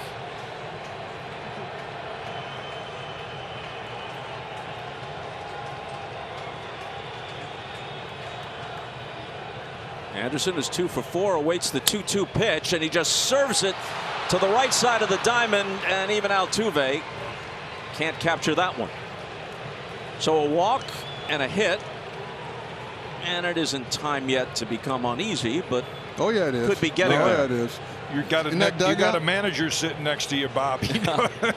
Getting 27 outs at the major league level. What hit me when I first came to the big leagues is how quickly leads can evaporate up here. Because the 9-hole hitter is capable of hitting a home run. Everybody's capable of hitting multiple home runs. Christian Javier gets up just in case. He's already used his closer, Ryan Presley, in a different role. That's what those guys are called in spring training, jicks, just in case. The guys you take on spring training trips in case something happens. That's how I got my first inning. That jick down there is in case Graveman doesn't get this guy out. Right. And this guy is Luis Robert, who's 3 for 3 with a walk and is 5 for 6 in the series.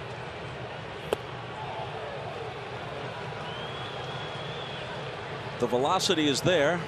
Pinpoint control is not. Ball one.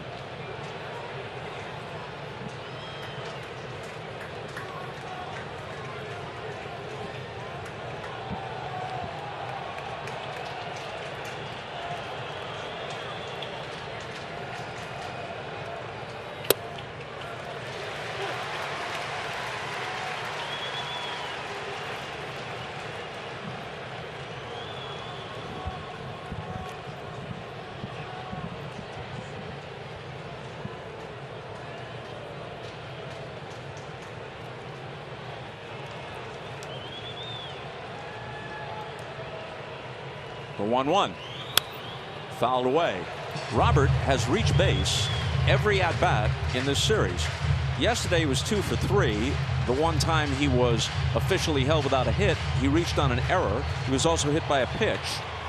And in this game, he has 3 singles and a walk. So he's never gone back to the dugout, at least until the inning was over, or he had scored. Trying to think of all the reasons why he might return to the dugout, even though he hadn't been retired. Anybody can draw a connection to Abe Lincoln. I bet you can do it. that was Verducci. That was beautiful. That was Verducci. Up high.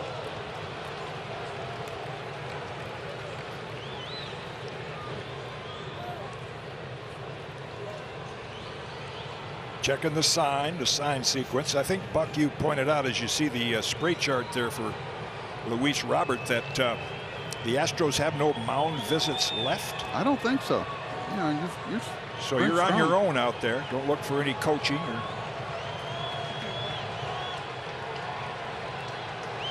Yep.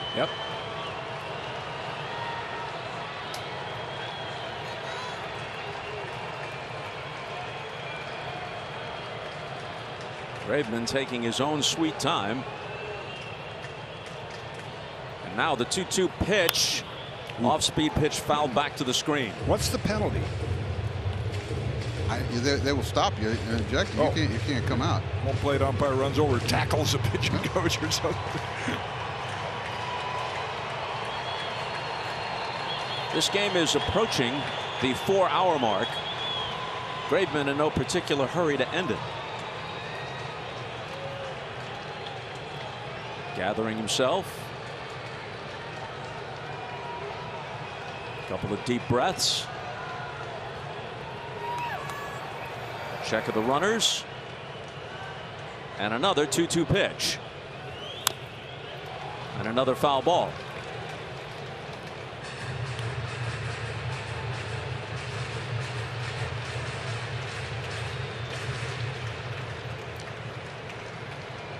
When I see him walk around the mound, I know one thing position players love is when they see a pitcher acting like, I'm in charge, I'm going to get the ball, here it is. And you kind of look around at the Astros fielders, they're a little bit back on their heels. They've been out there a long time. The defense that they've played today, I might say to them, how do you want me to pitch to help you make those plays you've been making? Robert fouls it back again, and here's Tom. Yeah, well, Dusty Baker was comfortable having Presley pitch the 8th because, first of all, he got up and warmed up when it was a 1-run game. Then Tucker broke it open. But he also knew he had Graveman behind Presley. Graveman was closing for the Seattle Mariners this year, had 10 saves at the time they made the trade. Now, he has tremendous movement on his sinker. But in Game 1 and here in Game 2, he's not been able to command that sinker, almost too much movement. So behind him, Christian Javier, who has no career saves.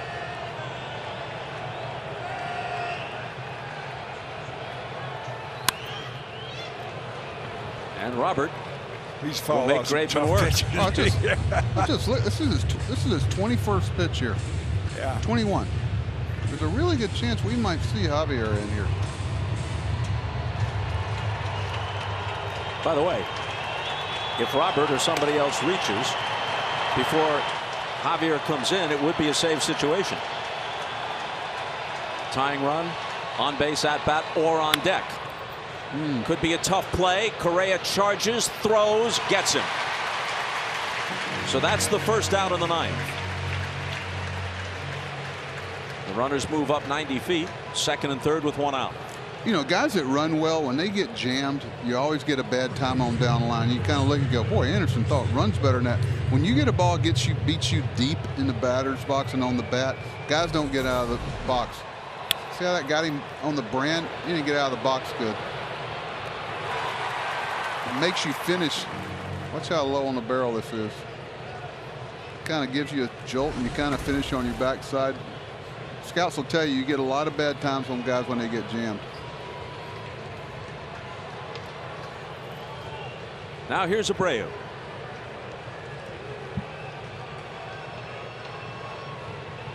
Two for 3 with a walk today.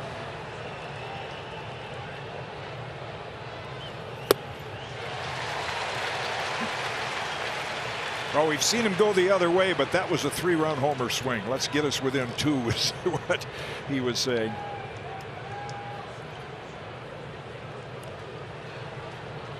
There was a question as to whether Abreu would play in either or both of these first 2 games of the series. Had flu-like symptoms. They tested him, not COVID related, but he was feeling a little wobbly. But he has started and played both games.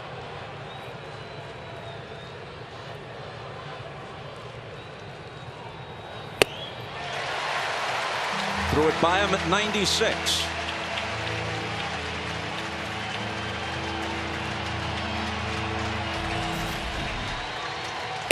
Yeah. Tough pitch to lay off, tough pitch to catch up with. Right up in your eyes. Looks good.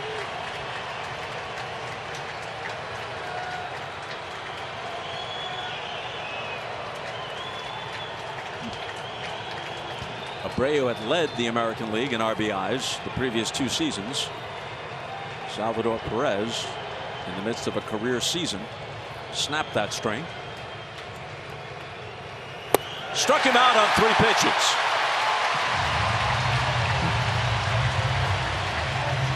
That little ground ball out was a big out, wasn't it? I was thinking the same thing. I brought back some memories when Correa made that play across the diamond to get Anderson out. You're in the dugout going, okay, we got a chance. Right. And so did Draveman. I may not have to go get somebody else that I really don't want to bring in here.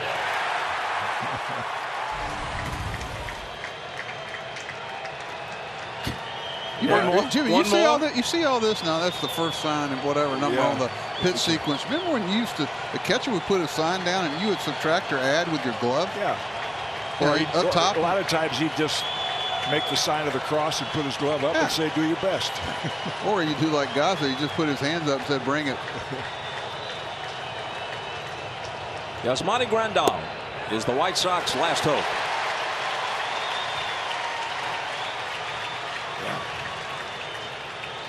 Hit by a pitch, hit into a double play, had a sacrifice fly, then was robbed of an extra base hit on a fine running catch in deep right field by Kyle Tucker.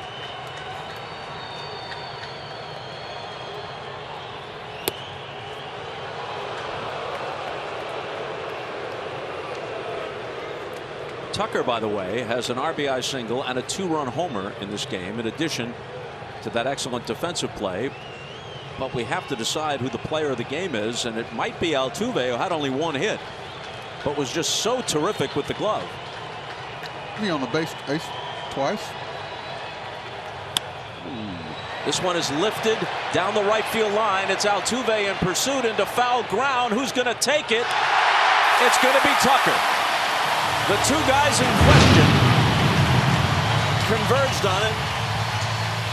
Tucker put it away to put the finishing touches on a 9-4 Houston lead, and they take a 2-0 lead in a best-of-5 series to Chicago.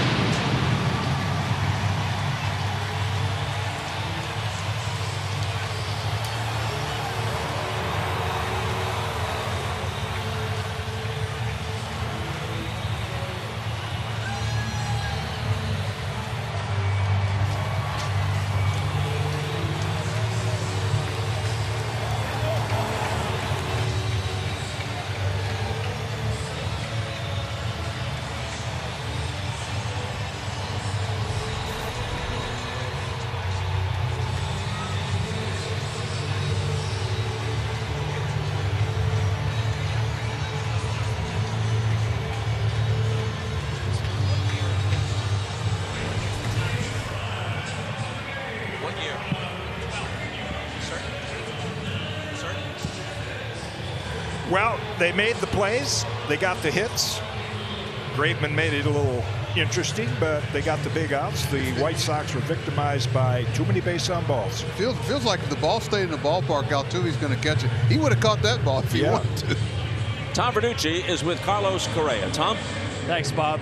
Well, Carlos, you had a big 2-out hit that helped break the game open. It was a 1-run game at that point. But I want to take you back to the swing before that, 2 pitches earlier. We had the same pitch, the fastball. The swing got really big. Tell me about that at bat and getting to that double. Well, knowing Kimbrough, you know that fastball's going to ride up. So I was kind of mad because I got too big, like you said. And also, I chased that pitch that was out of the zone. And then 3-1, I just tried to stay short, see the ball down, and try to get on top of it. And, you know, it worked out. Got that double.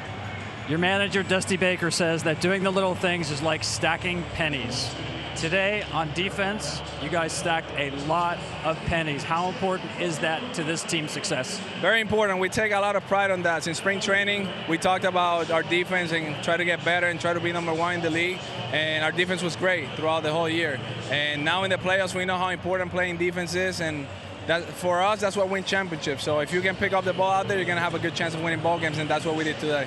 But let's face it, you are the highest scoring team in baseball. Offensively today, you're trailing Chicago 4-2. Giolito's on the mound. You come back to grab this win. 16 base runners. How would you describe this offense when it's working like it was tonight? This offense is relentless, man. Giolito had his best stuff today, and you saw a lot of 3-2 counts. That's why he came out of the game so early. That was the key of us getting to the bullpen early in the game, because there were a lot of 3-2 counts. His changeup was working, his slider was working, his fastball was on top of the zone all the time. It's tough to get to him when he's on those days, but we did a great job to get him out of the game early, and then we got to the bullpen. That was the key. Carlos, you go to Chicago up 2-0. In a 5-game series, teams with that lead have clinched the series 88% of the time. Those are the numbers. Tell me what's ahead for this team going to Chicago. Well, obviously you feel great going to Chicago with a 2-game lead, but at the same time we got to take care of business. It's not 100%. You say 88, so we got to make sure it doesn't happen, and we got to make sure we take care of business and win that one game that's left. Carlos, thank you. Congratulations. Thank you, brother. Back to you, Bob. All right, Tom, well, to Carlos Correa's point, of the 86 teams that have gone up 2-0 in a best-of-5 postseason series, 76 of the 86 have gone on to win the series. One of the 10 was managed by Dusty Baker, and we'll get back to that in a moment. Today's player of the game was presented by Good Sam RV Parks, and that player is Jose Altuve. His single started the 5-run 7th, and his defense sparkled all day. Yeah, he was in charge of 90 feet all day. He went first to third. That play there, I counted like 6 times he stopped or pushed 90 feet. First to third, he top spin ground ball through the infield. There's just so much energy he brings there, Jim. That was fun to watch. Yeah, you see the hits and the walks and the runs and the defense. And as Dusty said about stacking the pennies, the Astros are doing everything right, and the White Sox are just making too many mistakes. Tucker had a great game too, but I thought Altuve just impacted the game so many different ways. And to finish up that thought, there's no way that Dusty Baker, who's seen it all, is going to be complacent. No. In 2012, managing the Reds, he led the Giants, Bruce Bochy's Giants, 2-0 in the division series. The Giants came back, won the next 3, used that as a springboard to the second of their 3 world championships, 2010, 2012, 2014. It doesn't happen often, but it can happen. Yeah, and I think the goal, and Buck, you would know this, the goal is to treat game 3 like it's the last game. Yeah. You don't want to give any foot the door. Yeah, we beat the Tigers 2 games at our place. Going there, you knew you had a dogfight. And I think everybody there is mature enough to know when to get on the plane. Yep, you got a day to kind of play with it. You better get refocused, because there's a reason why the White Sox won 93 games. You better not let them get off the mat. Guys, it was fun. Thank you, Buck. Enjoyed it. Thank you, Kitty, as always. And folks, you can catch the rest of today's MLB playoff action on TBS and FS1. And Sunday at 4 Eastern, back here on MLB Network, it's Game 3 of the Rays and the Red Sox from Fenway Park with Matt Vasgersian and John Smoltz. Coming up next, it's the MLB Tonight postgame show presented by Evan Williams Bourbon. For Jim Cott, Buck Showalter, and Tom Verducci, and our entire crew, Bob Costas saying so long and thanks for watching the Good Sam ALDS telecast on MLB Network, presented by Geico.